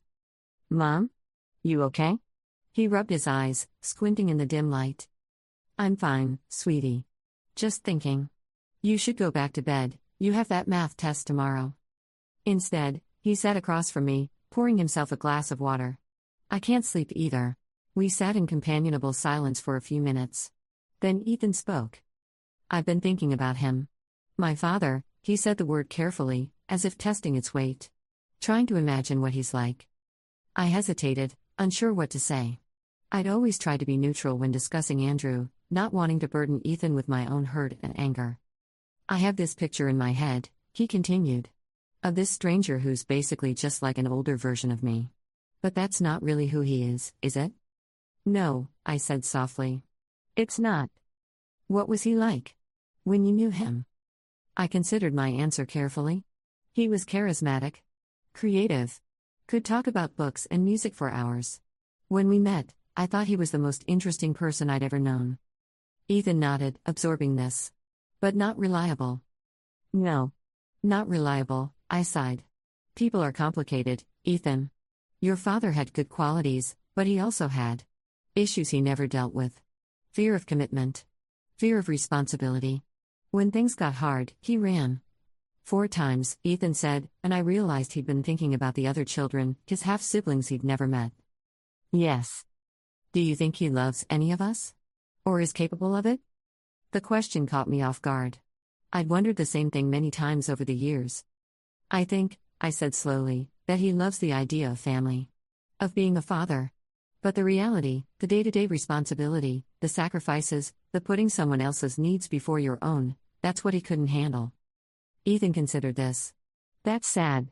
For him, I mean. His compassion astounded me. At 15, facing the threat of being uprooted from his home, he could still find empathy for the man who had caused so much pain. It is sad, I agreed. But Ethan, his limitations have nothing to do with your worth. Remember that, whatever happens tomorrow. He nodded, then stood and came around the table to hug me. We're going to be okay, Mom. You and me, we're a team. I held him tight, this child who had somehow become the rock I leaned on as much as I was his. The best team. The family courthouse was a modern building of glass and steel, cold and impersonal despite the steady stream of human drama flowing through its doors. I arrived early with Patricia, dressed in a navy blue dress and low heels, professional but not flashy. My hair was pulled back, my makeup minimal. I wanted to project stability and strength. We were directed to courtroom 3, where a handful of people were already seated. Andrew and Kendra sat on the opposite side with their lawyer, James Prescott, a florid man in an expensive suit. Andrew looked confident, even smug. He nodded to me as if we were colleagues at a business meeting rather than adversaries in a custody battle over the son he'd abandoned. I ignored him, focusing on reviewing documents with Patricia. The manila folders in front of us contained the evidence of our lives: Ethan's birth certificate, school records, medical history. 15 years condensed into paper and ink. "Remember," she murmured, "let me do the talking. No matter what Prescott claims, don't react. Judge Harriman doesn't appreciate dramatics." I nodded, though my heart was racing. Even after everything, seeing Andrew still affected me, not with longing, but with a complicated mixture of anger and grief for what might have been. The courtroom filled gradually. At 9:05, the back door opened and Michael Miller walked in. I almost didn't recognize him. It had been 16 years since I'd last seen him at our wedding. He was heavier now, his dark hair threaded with gray, but he had the same kind eyes I remembered. He didn't acknowledge his brother, instead walking directly to our table. "Melissa," he said quietly, extending his hand. "I'm sorry it's been so long." "Thank you for coming," I replied, genuinely moved. We'd never been close, but his presence felt like an unexpected gift. Behind him came 3 women I didn't recognize, each taking seats in the row directly behind our table. From their ages and appearances, I knew immediately who they must be: Heather, Jennifer, and Samantha. Andrew's other abandoned families. They nodded to me in silent solidarity. Heather, a tall woman with honey blonde hair, gave me a small, grim smile. Jennifer, petite with dark curls, looked nervous but determined. Samantha, younger than the others with a streak of pink in her brown hair, kept her gaze fixed on Andrew's back. Andrew noticed them too. I watched the blood drain from his face as he recognized each woman in turn. He leaned urgently toward his lawyer, whispering frantically.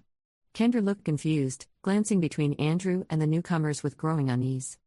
"All rise," called the bailiff as Judge Harriman entered, a tall black woman with close-cropped silver hair and reading glasses perched on the end of her nose. The proceedings began with introductions and statements of purpose. James Prescott went first, painting Andrew as a reformed man who had made mistakes in his youth but had created a stable, prosperous life and now wished to provide for his son. "My client has a beautiful home in an excellent school district, financial security, and a deep desire to build a relationship with his son," Prescott asserted. "Ms. Bennett has denied him this opportunity, refusing even to arrange a meeting between father and son." I bit the inside of my cheek to keep from reacting. The audacity of claiming I denied Andrew anything when he'd been the one to disappear for 15 years was breathtaking.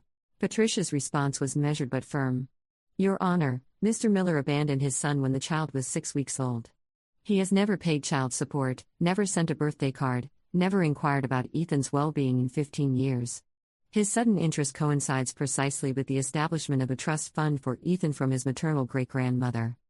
Judge Harriman listened to both sides, then addressed Andrew directly. "Mr. Miller, why have you waited 15 years to seek a relationship with your son?" Andrew had clearly prepared for this question. He straightened in his seat, expression arranged in a mask of contrition. "Your Honor, I was young and irresponsible when Ethan was born. I wasn't ready for fatherhood, and I made a terrible mistake leaving the way I did. But I've grown and changed. I've built a successful career, a stable home. I want the chance to make amends, to give my son opportunities I wasn't able to provide before." "And why are you seeking full custody rather than visitation?" the judge pressed. "I believe I can provide a better environment for Ethan now. My home in California has excellent schools, and I have connections that could help him in the future. I'm not trying to take him away from his mother, but to give him the best possible start in life." It sounded reasonable, rehearsed. If I hadn't known the truth, I might almost have believed him. Judge Harriman turned to me. "Ms. Bennett, how is Ethan doing in your care?" "He's thriving, Your Honor," I said, my voice steadier than I expected. "He's on the honor roll, plays baseball, has good friends. He's never met his father and has expressed anxiety about this sudden custody claim." The judge nodded thoughtfully. "I see both sides have witnesses prepared. Let's hear from them." Patricia called Michael Miller first. He took the stand, visibly uncomfortable but determined.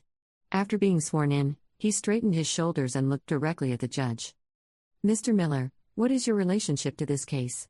Patricia asked. "I'm Andrew's older brother.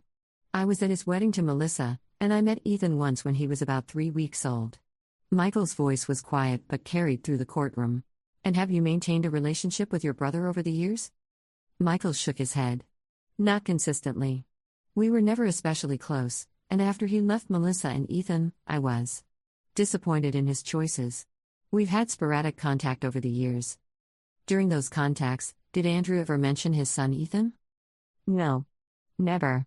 Michael's gaze flickered to his brother. But he did mention other children. The courtroom went utterly silent. I could feel the tension radiating from Andrew's table. Could you elaborate, Mr. Miller? Patricia asked. Michael took a deep breath. About 10 years ago, I received a call from a woman named Heather Collins in Arizona. She was trying to locate Andrew because he had left her and their daughter Lily without warning. She found my number in an old address book of Andrew's. Prescott jumped to his feet. Objection, Your Honor. This is hearsay and irrelevant to the current case. It speaks directly to the plaintiff's pattern of behavior and his fitness as a parent, Patricia countered. Judge Harriman considered this. I'll allow it. Continue, Mr. Miller. Michael nodded. I was shocked to learn Andrew had another child. Heather told me he'd lived with them for nearly 2 years before disappearing one day while she was at work. He left no forwarding address, changed his phone number. Sound familiar? He looked pointedly at me. After that, I made it my business to keep track of Andrew when I could. Over the years, I discovered he had done the same thing 2 more times, to Jennifer Whitman in Nevada and Samantha Reeves in Oregon. 3 more children, all abandoned before they were 2 years old. Gasps echoed through the courtroom. Andrew was ashen now, his lawyer frantically writing notes. And did you have direct contact with these other mothers and children? Patricia asked. Yes. Once I learned about Heather and Lily, I reached out to them. I felt responsible, in a way.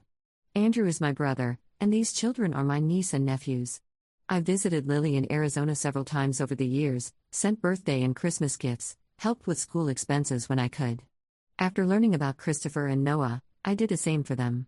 Your Honor, Patricia said, we have documentation to support Mr. Miller's testimony, including birth certificates naming Andrew Miller as the father of these children, and court records showing child support judgments against him in 3 states, none of which have been paid. She handed copies to the bailiff, who passed them to the judge. I watched Judge Harriman's expression harden as she reviewed the papers. We also have affidavits from Ms. Collins, Ms. Whitman, and Ms. Reeves, all of whom are present in the courtroom today. Patricia gestured to the women seated behind us. Each details Mr. Miller's abandonment of their children and his complete absence from their lives. Andrew's lawyer was on his feet again. Your Honor, these allegations are completely unexpected and unverified. My client deserves the opportunity to respond to these claims. Oh, I intend to give him that opportunity, Judge Harriman said, her tone glacial. She turned to Andrew. Mr. Miller, are you the father of these 3 children named in these documents? Andrew hesitated, then seemed to deflate before our eyes. Yes, Your Honor. And have you been involved in their lives or provided financial support? There were circumstances. It's a yes or no question, Mr. Miller. No, Your Honor. The judge removed her reading glasses, fixing Andrew with a stare that would have wilted stone. Let me be clear about what's happening here.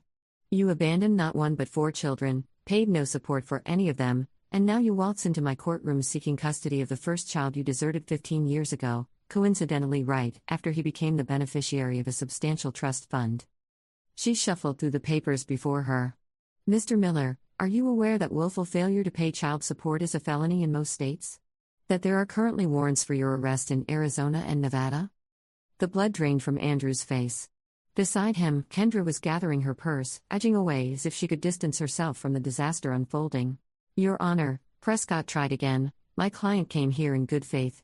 Your client came here to attempt to gain access to his son's trust fund after abandoning him and 3 other children, Judge Harriman cut in.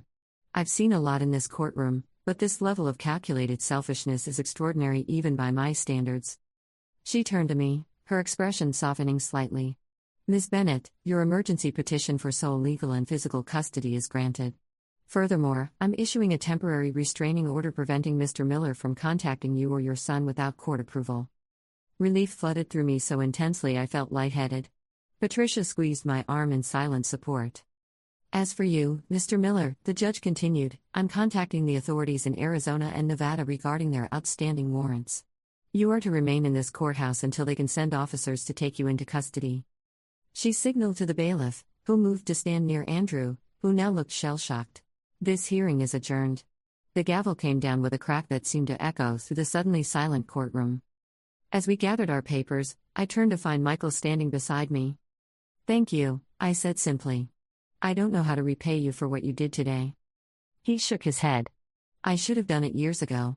Maybe if I had, he wouldn't have hurt so many people." He glanced toward his brother, who sat slumped at the table while Prescott argued furiously with the bailiff. "I'd like to meet Ethan someday, if that's okay with you. He should know he has family who care about him." "I'd like that," I said, meaning it. The three women approached us then, introducing themselves. Heather, Jennifer, Samantha, different in appearance but bound by a shared experience. We exchanged phone numbers, made tentative plans to meet for coffee the next day. Our children were cousins, after all, connected by blood if not by history. Perhaps some good could come from this after all. "Did you know about each other?" I asked them. "Before today?" "Michael connected us about 2 years ago," Heather explained. "We've had a support group of sorts. Sharing stories, comparing notes. When he called about you and Ethan, we knew we had to come." "Thank you," I said, feeling tears threaten. "For being here." "We protect our own," Jennifer said simply. As I left the courtroom, I passed Andrew, still seated at the table. Our eyes met briefly. I saw many things in his gaze: anger, shame, perhaps even a flicker of regret. But mostly I saw a stranger, a man who had never really been part of my life or my son's. "Goodbye, Andrew," I said quietly, and kept walking. The drive home was surreal. After weeks of anxiety, the resolution had come so swiftly, so definitively, that I couldn't quite process it. Patricia had explained what would happen next. Andrew would likely face criminal charges for the unpaid child support, possible jail time. He wouldn't be troubling us again. The spring air felt different somehow as I walked from my car to our apartment building. Fresher, filled with possibility. The weight I'd been carrying since Andrew's reappearance had lifted, leaving me lighter than I'd felt in years. Story 3. On Christmas Eve, my parents gathered everyone around the tree and surprised my brother with keys to a fully paid-off BMW M3, watching proudly as he screamed with joy and hugged them both. Then they handed me a folded letter with my name on it. Inside was a legal document titled Notice of Disownment with their signatures already dry at the bottom. When I asked what this meant, my mother simply said, "You know why," and turned back to taking photos of my brother in his new car. That was last year. This morning, they showed up unannounced at my apartment, faces pale, after hearing about what I had done. I stood in the doorway, my fingers gripping the edge until my knuckles turned white. My mother's eyes were rimmed red, my father's mouth set in a tight line I'd known since childhood, the look that said he was barely holding himself together. The hallway light flickered above us, casting shadows that made them look older, smaller somehow. The confidence they'd always worn like designer clothes seemed to have frayed at the edges. "Can we come in?" my father asked, his voice lacking the authority it once commanded. I didn't answer, just stepped aside, letting the silence between us fill the space where family bonds should have been. My apartment was small but mine, paid for with the money I'd saved working double shifts at the hospital while completing my residency. The furniture was mismatched but chosen with care. A bookshelf overflowed with medical texts and the few novels I allowed myself between shifts. A single plant, a peace lily that somehow thrived despite my erratic schedule, sat in the corner. No help from them, not that I'd expected any after last Christmas. The memory still burned fresh, the way my brother Tyler's face lit up as he jingled those keys, the cold weight of that letter in my hands, the hush that fell over our relatives as they pretended not to notice what was happening. Aunt Caroline's sharp intake of breath. Uncle David suddenly becoming fascinated with his wine glass. My cousin Melissa's hand reaching for mine under the table, then withdrawing when my mother shot her a look. My mother perched on the edge of my sofa like she was afraid to leave an impression. Her cashmere sweater, the same soft gray as her eyes, looked expensive but worn at the elbows. She'd lost weight, her wedding ring slid loosely around her finger as she twisted it nervously. I'd seen that nervous tick 1,000 times, usually before she delivered bad news or made demands. "Eleanor," she started, using my full name the way she always did when she wanted something. "We need to talk about what you did." "What I did?" The laugh that escaped me sounded foreign, almost feral. "That's interesting. A year of silence and now you want to talk about what I did?" My father cleared his throat. He remained standing, too restless or too proud to sit in my presence. His hair had more silver than I remembered, the lines around his mouth deeper. The watch he always wore, his father's vintage Rolex, a symbol of the Mitchell legacy, was conspicuously absent from his wrist. "The trust fund," he said flatly. "Your grandfather's trust fund. You found a way to access it." I walked to my tiny kitchen, poured myself a glass of water, and took a slow sip. The coolness steadied me, reminded me that I was no longer the shaking girl from last Christmas who had driven away in tears, watching their house grow smaller in my rearview mirror. That girl had disappeared somewhere on the interstate that night, replaced by someone who finally understood the difference between family and blood relations. "I didn't find a way," I said finally. "I always had a way." Grandpa made sure of that. A muscle twitched in my father's jaw, the same tell he'd had at poker games when his bluff was called. My mother's fingers stilled on her ring. "What does that mean?" she asked, her voice carefully controlled. I set my glass down on the counter. "It means Grandpa Elliot knew exactly what kind of people you were long before I did." I'd always been close with my grandfather.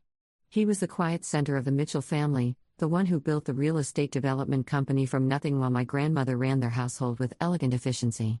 By the time I was born, they had already achieved the success my parents now took for granted.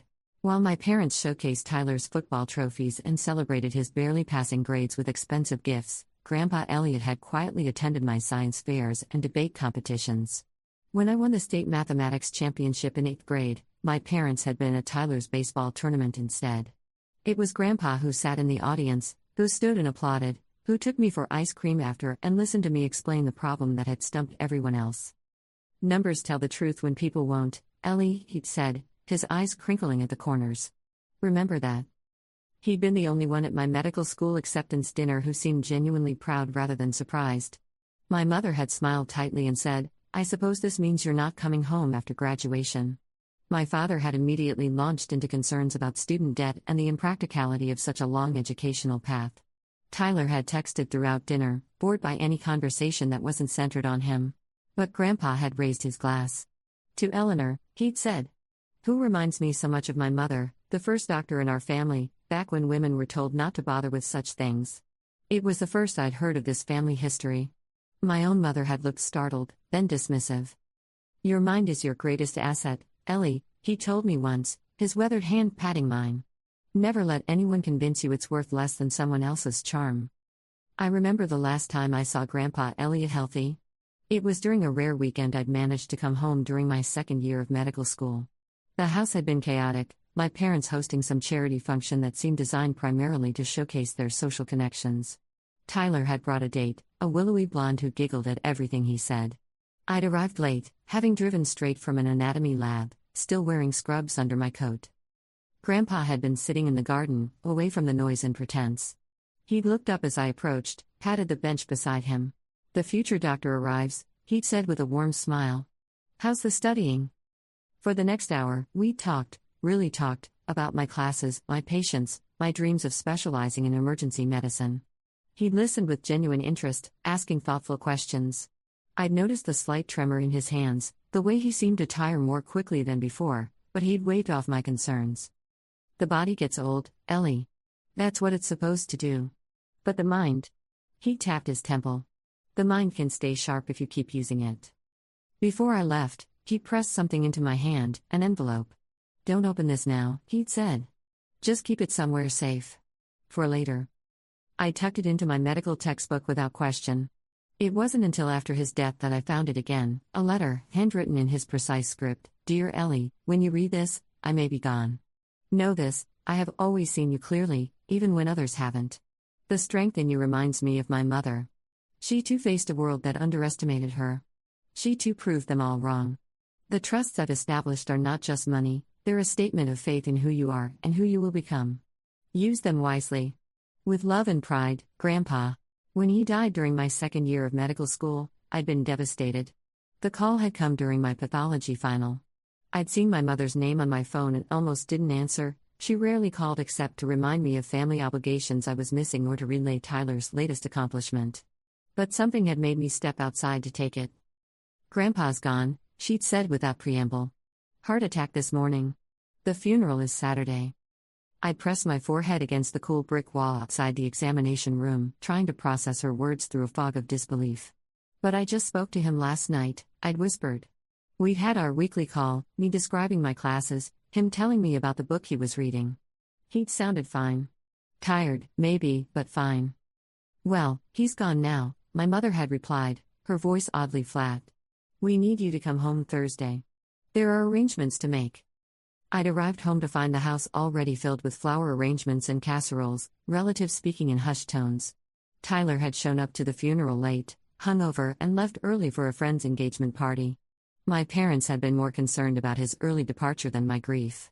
I'd stood by the graveside long after everyone else had gone, remembering how Grandpa would quote Shakespeare during thunderstorms, and how he kept butterscotch candies in his pockets for the neighborhood children. At the reading of the will a week later, there had been the expected distribution, the family home to my father, various heirlooms and stocks divided among relatives. My mother received Grandma's jewelry collection, my father the vacation property in Maine. Tyler got Grandpa's classic car collection, 3 vintage models that my brother would likely drive until they broke down or he crashed them. What no one expected was the trust fund. Grandpa had established it decades ago, quietly feeding it with investments and savings. It had grown substantial, 7 figures substantial, and he had named me the sole beneficiary, with a stipulation that I could only access it after completing my medical residency or turning 30, whichever came first. My mother had been livid, my father stunned. Tyler had stormed out, knocking over a vase that had been in the family for generations. The delicate blue porcelain, a wedding gift to my grandparents, had shattered across the hardwood floor. No one had moved to clean it up immediately, too shocked by what Mr. Winters, Grandpa's attorney, had just revealed. He must have been confused, my mother had insisted, her face flushed. "We'll contest it. Tyler has plans too, you know. He's thinking about maybe starting a business someday." Elliot was of sound mind, Mr. Winters had replied calmly. He updated this trust just 3 months ago, with specific instructions. He looked at me then, his expression unreadable. "Perhaps we could discuss the details privately, Dr. Mitchell?" I'd said nothing then, too shocked by both the inheritance and their reaction. I'd known they favored Tyler, but until that moment, I hadn't realized how deeply they resented my achievements. My father had placed a hand on my shoulder as we left the attorney's office. "We'll talk about this at home," he'd said, his voice tight. Family money should benefit the whole family. But we never really talked about it. Instead, the resentment grew over the next 3 years. Every accomplishment of mine was met with passive-aggressive comparisons to Tyler's latest whim. Every family gathering became an exercise in diminishment. I was book smart but not street smart. I was married to my career. I was lucky to have natural academic abilities while poor Tyler had to work so much harder for everything. But we never really talked about it. Instead, the resentment grew over the next 3 years. Every accomplishment of mine was met with passive-aggressive comparisons to Tyler's latest whim. Every family gathering became an exercise in diminishment. I was book smart but not street smart. I was married to my career. I was lucky to have natural academic abilities while poor Tyler had to work so much harder for everything. The Thanksgiving after Grandpa died was particularly telling. I'd just been selected for a prestigious research fellowship, something only 2 students in my class had achieved. When I mentioned it at dinner, my mother had nodded distractedly and immediately turned to Tyler. "Speaking of accomplishments, Tyler's thinking of getting his real estate license," she'd announced, beaming. "He could join the family business." My father had immediately launched into plans for Tyler's future at the company, talking about executive training programs and client relationships. Tyler had basked in the attention while texting under the table. No one had asked another question about my fellowship. Later, in the kitchen, my Aunt Caroline had cornered me while I was washing dishes. "I saw the article about your research in the alumni newsletter," she'd said quietly. "It sounds impressive, though I don't understand half the medical terminology." "It's just a small study on emergency response times," I'd replied, surprised anyone had noticed. Elliot would have been so proud. She'd squeezed my arm. "He always said you were the one who inherited his brains." I'd nearly dropped the plate I was drying. "He said that?" Aunt Caroline had nodded. "Many times. Your father didn't like hearing it, which is probably why Elliot stopped saying it around him." She glanced toward the dining room, where my parents were still fawning over Tyler's vague plans. Some people can't see past their own reflection in their children. I thought about her words often in the years that followed, wondering if my parents' favoritism toward Tyler was simply because he was more like them, charming, social, focused on appearances rather than substance. The truth was, Tyler had never worked hard for anything in his life. He drifted from college to college, dropping out whenever courses required actual effort. He'd cycled through jobs, always quitting before he could be fired for tardiness or incompetence. But he was charming and handsome and the spitting image of my father, who saw in him all the potential he believed himself to have squandered. I, with my mother's features but none of her social finesse, was the constant reminder of what they considered failure, prioritizing achievement over appearance, substance over style. The summer after Grandpa died, I'd come home for a weekend to find Tyler driving a new sports car. Dad co-signed, he'd explained with a grin, tossing the keys in the air and catching them. Said I needed reliable transportation for interviews. Tyler had been unemployed for 8 months at that point. The interviews were mythical prospects that never seemed to materialize. Meanwhile, I was taking the bus across town to my hospital rotations because my 10-year-old Honda had finally given up the ghost, and I couldn't afford repairs on my student budget. Maybe you could give Ellen a ride sometimes, my mother had suggested, not to Tyler but to me, as if I should be the one to arrange this favor. Tyler had laughed. Sure, if she doesn't mind working around my schedule. He tossed the keys again. Though med school's a waste of time anyway. By the time she's done with residency, I'll probably own my own company. My father had nodded approvingly. No one mentioned that Tyler's last business idea had been a food truck concept he'd abandoned after learning he'd need to wake up before noon to make deliveries. Then came my final year of residency. I was exhausted, working 80-hour weeks, barely sleeping. I called my mother after a particularly brutal shift where we'd lost a patient, a girl not much younger than me who'd been in a car accident. Just needing to hear a comforting voice. Instead, she talked over my fatigue to gush about Tyler's new girlfriend, the daughter of my father's golf buddy, how this connection might finally give him the structure he needs. Her father owns that chain of luxury car dealerships, my mother had said. He might have a position for Tyler in management. Wouldn't that be wonderful? A real career path. I'd wanted to ask if she'd heard anything I'd said about my day, about the girl we couldn't save, about the way her parents had collapsed against each other when I delivered the news. But I already knew the answer. I'd hung up and cried in the hospital parking lot, wondering why I still sought their approval when it had always been reserved exclusively for my brother. 2 months before Christmas, I completed my residency. 1 month before Christmas, I turned 30. And just like that, the trust fund that had hung like a phantom promise for years became mine to access. I hadn't touched it immediately. Part of me still hoped the holiday would bring reconciliation, that my achievements would finally be acknowledged. I'd even bought expensive gifts I couldn't really afford on my residence salary, a designer scarf for my mother, rare scotch for my father. For Tyler, concert tickets to his favorite band. Not that he'd ever bothered with gifts for me. Last year he'd given me a gift card to a coffee shop with $8.46 left on it. I still remembered the embarrassment when the barista had told me the remaining balance after I tried to buy a sandwich and coffee. And then came Christmas Eve. Your grandfather had no right, my father was saying now in my apartment, his voice pulling me back to the present. That money was meant for the family, not just you. I set my water glass down carefully. Is that what you told yourselves when you decided to disown me? That I'd stolen something from you? My mother's hands twisted in her lap. We were upset. You have to understand, Tyler has always needed, I cut in, surprised at how steady my voice remained. And I've always understood. What I don't understand is how you could sit there and watch me open a disownment notice in front of our entire family. How you could pretend I didn't exist while I gathered my things. How neither of you called even once in an entire year to see if I was alive. The memory of that night surged back, the festive lights casting colorful shadows across the living room, the smell of pine and cinnamon, the weight of expectations. Our family tradition had always been to open one gift on Christmas Eve, with the rest saved for morning. Tyler had gone first, as usual. The large box had contained a smaller box, and within that, the keys and papers to the BMW M3, a car worth more than I made in a year as a resident. Tyler had jumped up, hugging our parents, his excitement filling the room while relatives applauded. My mother had dabbed at her eyes, murmuring about how he deserved this after trying so hard.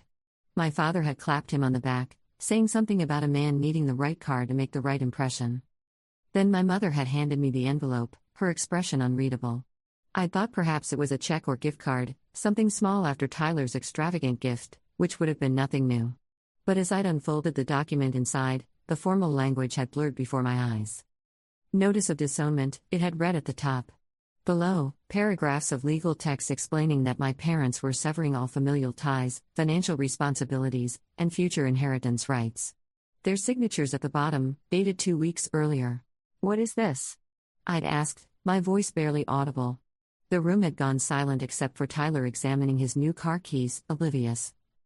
My mother's eyes had been cold. "You know why," she'd said before turning back to take photos of Tyler with his gift. But I hadn't known why. Not really. Not until my father had pulled me into his study while everyone else was distracted by Tyler's excitement. "The trust fund," he'd said without preamble. "Your grandfather's money. We need it for the business." I'd stared at him, uncomprehending. "What? The company is facing some temporary setbacks. Nothing serious, just cash flow issues. We've put everything into this new development, and with the market slowdown." He'd waved his hand dismissively.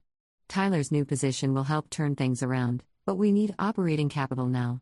Your grandfather would have wanted his money to save the family business, not sit untouched." "So you want me to give you Grandpa's trust fund," I'd said slowly.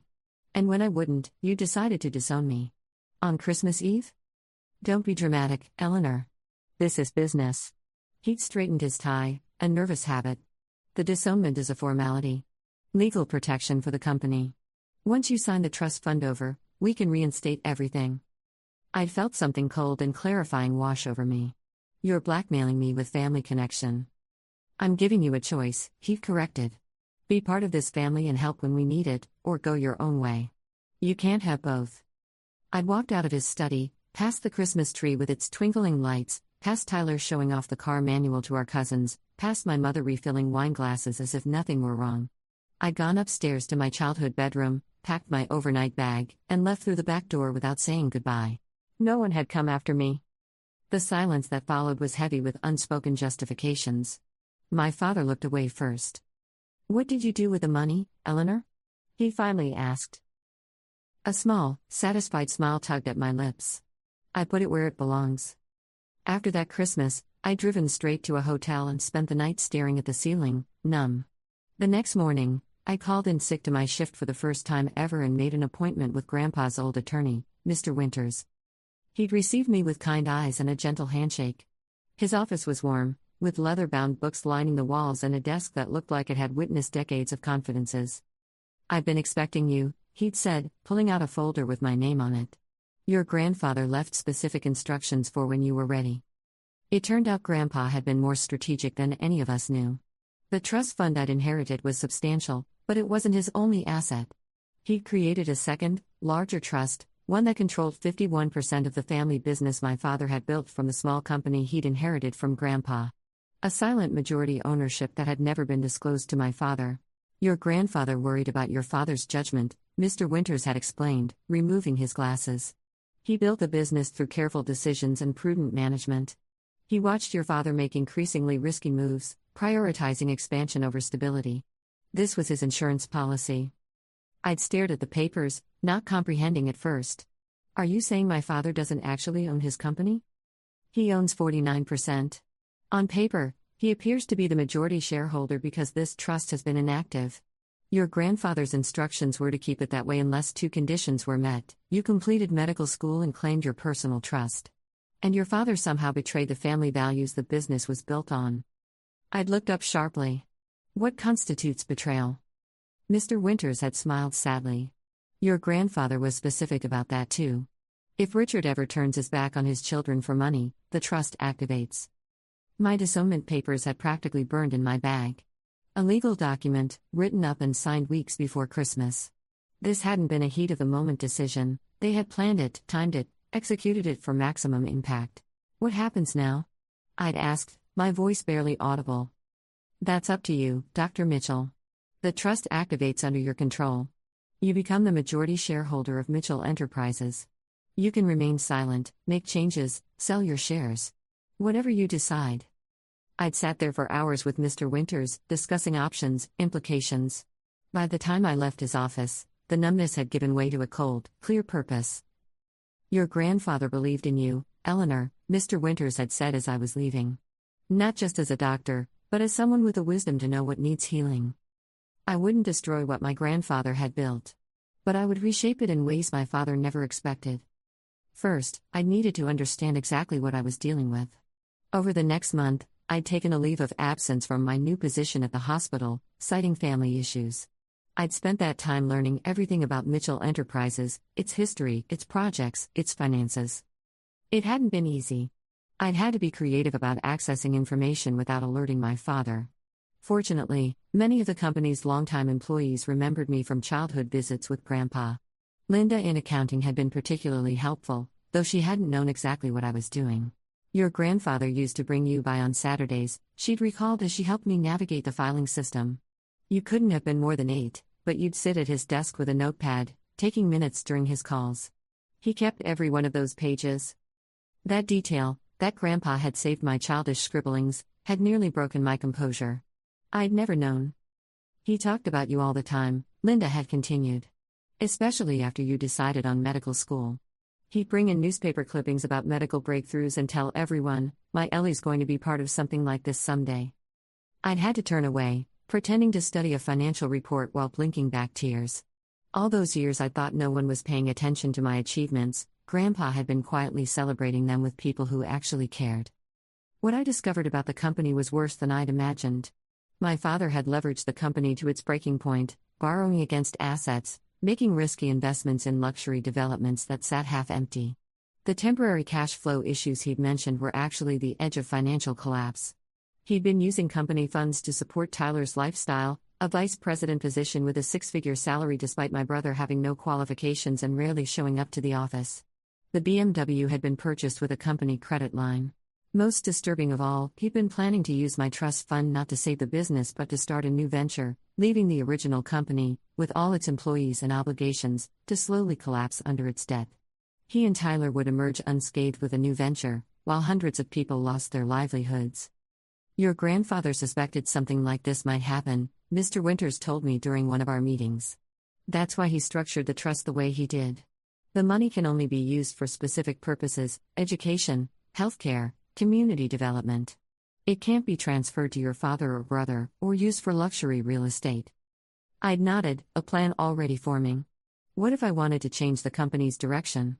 Move away from luxury developments towards something more sustainable? Mr. Winters had smiled. "Then you'd be honoring your grandfather's legacy in the truest sense."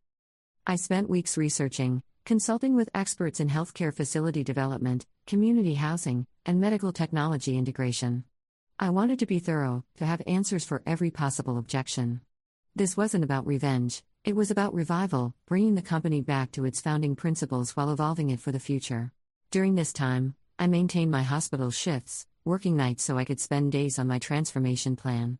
My colleagues noticed my exhaustion but attributed it to normal resident burnout. Only my friend Mara, a fellow doctor, knew the truth. "You're sure about this?" she'd ask one night as we shared coffee in the hospital cafeteria at 3 a.m. taking on a corporation while working as a doctor? "That's 2 full-time jobs, Ellie." "I have 2, I'd replied simply. Not just for Grandpa, but for myself. For all the times they made me feel like my achievements meant nothing. For all the employees who deserve better than watching their livelihoods gambled away." Mara had studied me for a long moment. "Just don't lose yourself in proving them wrong," she'd finally said. "That's still letting them define you." Her words had stayed with me, a necessary check on my motivations. This couldn't be just about payback, it had to be about something constructive. Something healing. By spring, I was ready. I'd arranged a meeting with the board of directors, most of whom had known my grandfather and respected him, but who had gone along with my father's increasingly dubious decisions out of loyalty or lack of alternatives. I'd walked into that boardroom in a charcoal gray suit, my grandfather's pocket watch, the one item he'd left specifically to me outside the trust, tucked into my pocket. The weight of it had steadied me as I introduced myself and explained my position. "Effective immediately, I am exercising my rights as majority shareholder," I'd announced, placing the legal documents on the table. "I've prepared a new direction for Mitchell Enterprises, one that returns to the principles my grandfather established." The shock on their faces had been evident. My father hadn't been invited to this meeting, a deliberate choice on my part. This wasn't about confrontation, it was about salvation. "Dr. Mitchell," one of the oldest board members had said, his voice careful, "while these documents appear to be in order, your father has led this company for 20 years. He's built it into what it is today." "What it is today," I'd replied evenly, is 3 months from bankruptcy, leveraged beyond sustainability, and hemorrhaging client confidence. Would anyone here disagree with that assessment? The silence had been answer enough. I'd opened my presentation, showing them exactly what I discovered: the financial reports, the failing projects, the misappropriated funds. My grandfather built this company to create spaces where communities could thrive, I continued. Somewhere along the way, that vision was lost. I'm here to restore it and to save the livelihoods of everyone who works here. By the end of that meeting, I'd secured the board's tentative support. By summer, I had implemented the first phase of my plan, redirecting resources from failing luxury developments to more sustainable projects. By fall, I had replaced several key executives, including Tyler, whose position was eliminated along with several other redundancies. I hadn't done any of this out of simple revenge. Each decision had been carefully considered, each change necessary for the company's survival. I'd brought in experts in medical facility development, created partnerships with healthcare providers, established a foundation to provide housing for medical residents and nurses. The irony wasn't lost on me. I was using my medical training after all, just not in the way anyone had expected. I still worked shifts at the hospital, refusing to give up the career I'd built, but my grandfather's legacy had given me a second purpose: healing a different kind of patient. My father had received the news of his effective demotion via certified letter, the same way he had delivered my disownment. He tried to contest it, of course, but Mr. Winters had ensured the legal framework was unassailable.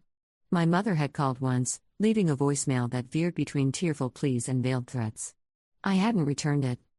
Tyler had shown up at my apartment one night, drunk and furious. "You can't do this to me," he'd slurred, swaying in my doorway. "That job was mine. That company is our family's." "It still is," I told him calmly. "But family means more than just taking.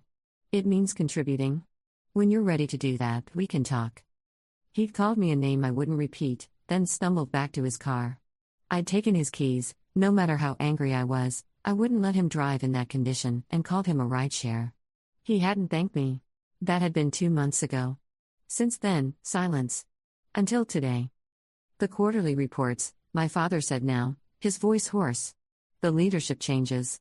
The new direction. It was all you." I nodded once. The board was quite receptive when I explained my position.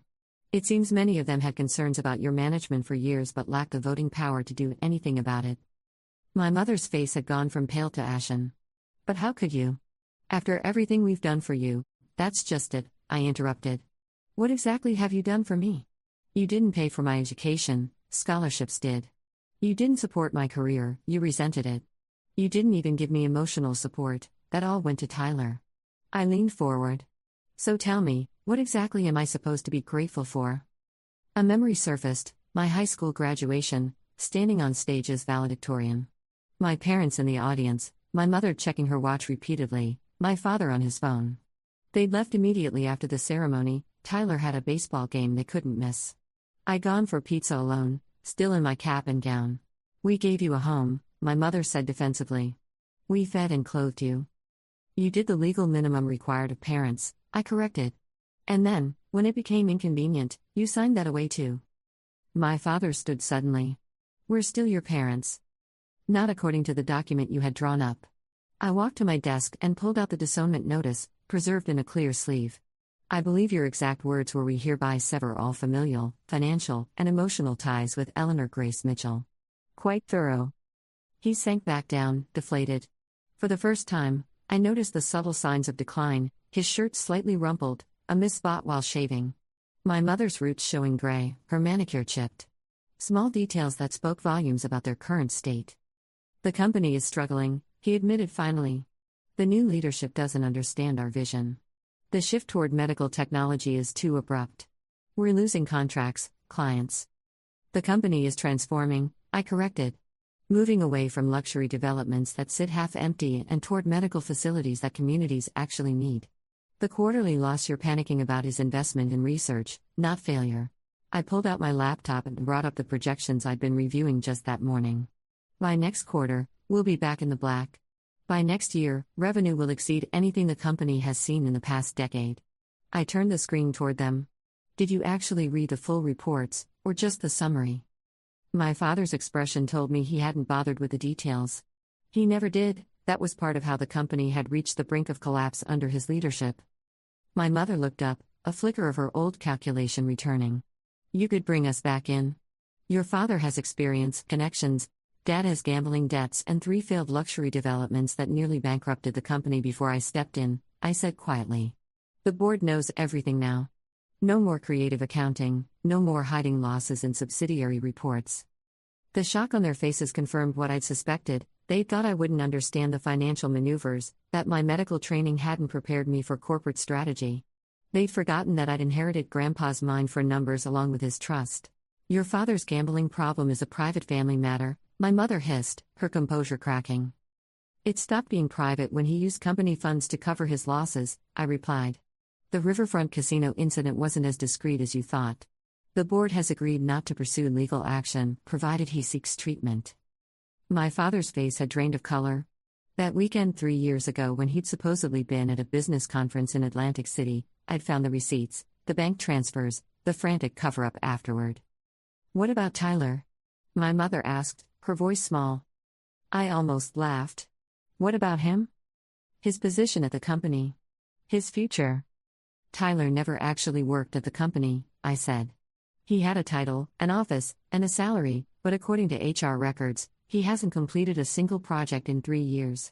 His position has been eliminated, along with several other redundancies. I didn't mention that I'd also discovered he'd been using the company expense account for personal purchases, everything from bar tabs to jewelry for girlfriends. Again, the board had agreed not to pursue charges in exchange for restitution. I'd covered that cost myself, not for Tyler's sake but to protect Grandpa's legacy from scandal. I didn't mention that I'd also discovered he'd been using the company expense account for personal purchases, everything from bar tabs to jewelry for girlfriends. Again, the board had agreed not to pursue charges in exchange for restitution. I'd covered that cost myself, not for Tyler's sake but to protect Grandpa's legacy from scandal. The most disturbing discovery had come from Tyler's assistant, Jamie, who had reached out to me privately after learning of the leadership changes.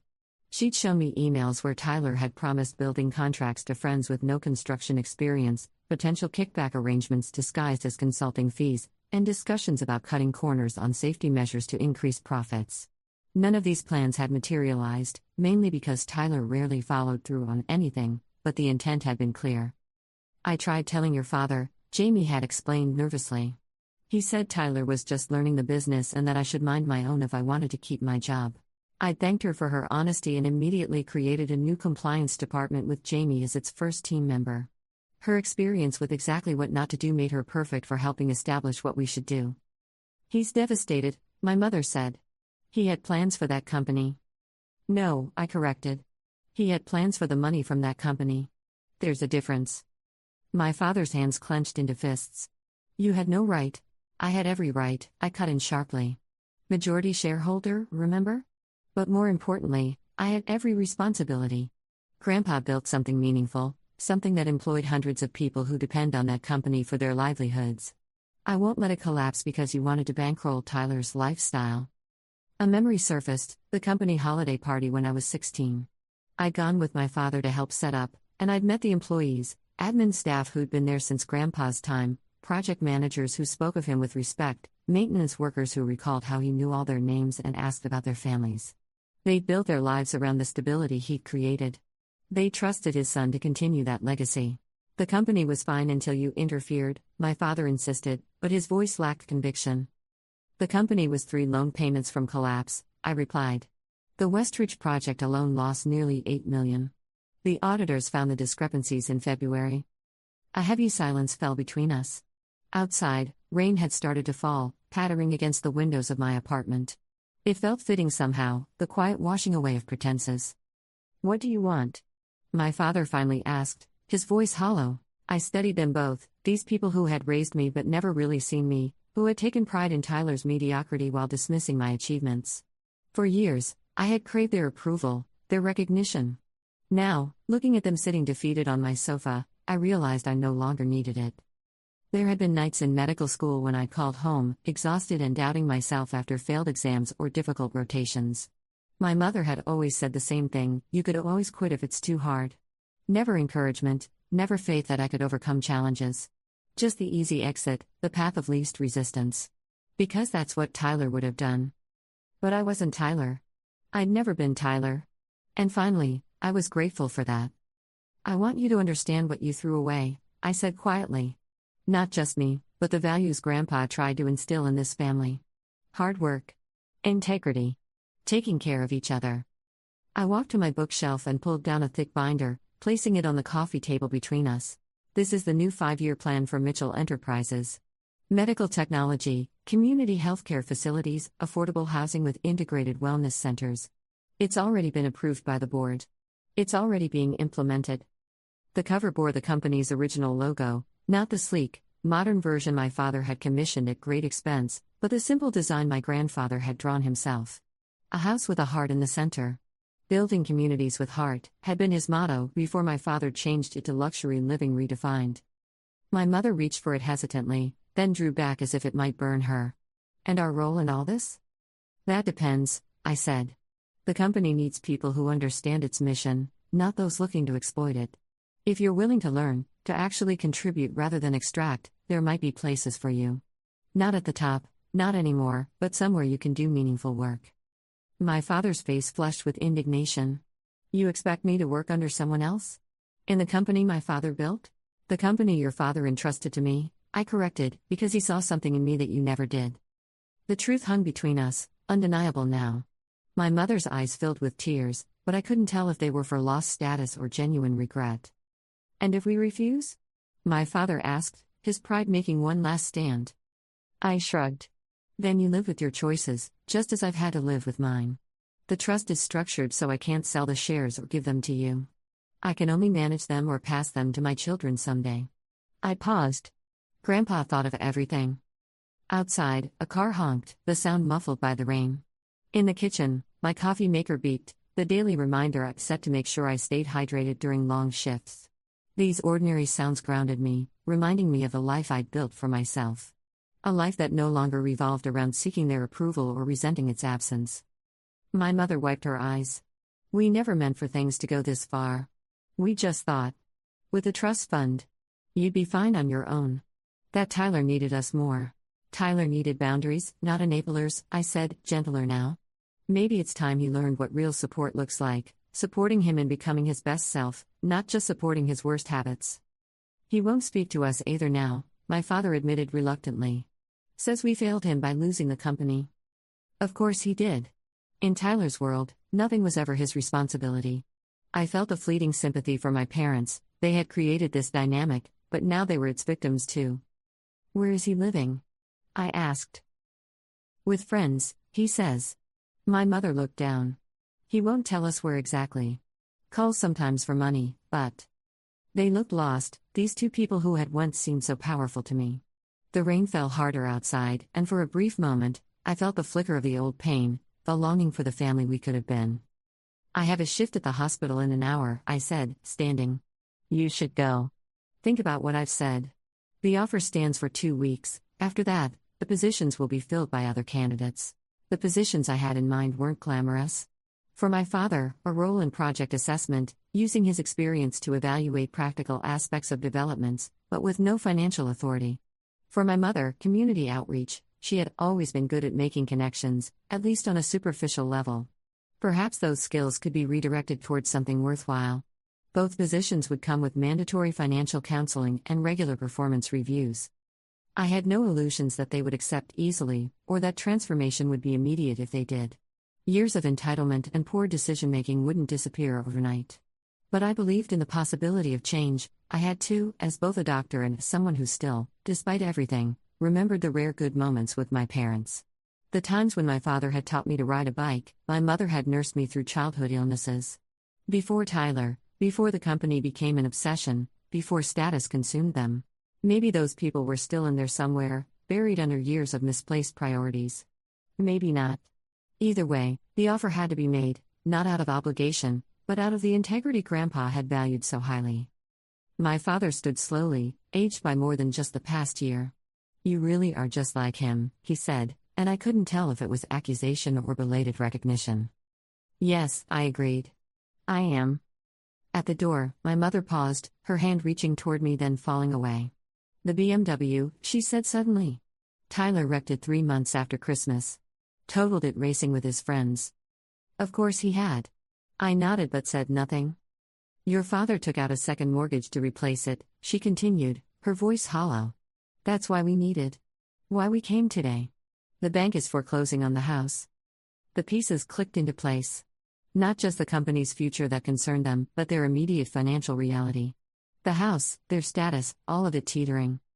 I thought of my childhood bedroom with its view of the backyard oak tree. The kitchen where Grandma had taught me to bake pies. The study where Grandpa had shown me his collection of first edition books. Those memories belonged to a different family, one that existed only in fragments now. 2 weeks, I repeated. The offer is genuine. I closed the door behind them, listening to their footsteps fade down the hallway. Through the peephole, I watched them hesitate at the elevator, my father reaching for my mother's hand in a gesture that seemed both familiar and newly vulnerable. After they left, I stood at my window watching them hurry through the rain to their car, not the luxury sedan they'd driven last Christmas but something more modest, slightly outdated. They didn't look up at my window before driving away. My phone buzzed with a text from the hospital. A trauma case coming in, all hands needed. I grabbed my keys, my mind already shifting to the work ahead, the lives I might help save tonight. The rhythm of it was comforting, the clear purpose, the focused attention, the absence of the emotional quicksand that family relationships had always been for me. As I locked my apartment door, I realized the heaviness I'd carried since last Christmas had lightened. Not gone entirely, some wounds would always leave scars, but transformed into something I could bear more easily. I hadn't sought revenge so much as restoration, of my grandfather's legacy, of the company's purpose, of my own worth separate from their validation. They had given me a document releasing me from family obligation. I had given them a choice about the kind of people they wanted to be. The rain was still falling as I drove to the hospital, washing everything clean. A year ago, I had been broken, betrayed, alone. Now I understood that sometimes being cut loose was its own kind of freedom. The disownment that was meant to control me had instead forced me to claim my own power. Tomorrow would bring whatever it would bring. My parents might accept my offer or their pride might prevent them. Tyler might eventually find his way or continue blaming others for his failures. The company would thrive under its new direction, of that, I was certain. But today, for the first time in years, I felt free. Grandpa's pocket watch sat in my lab coat, a reminder not of time lost, but of legacy continued. It ticked against my heart as I walked through the hospital doors, ready to heal, ready to build, ready to become the person he had always seen in me.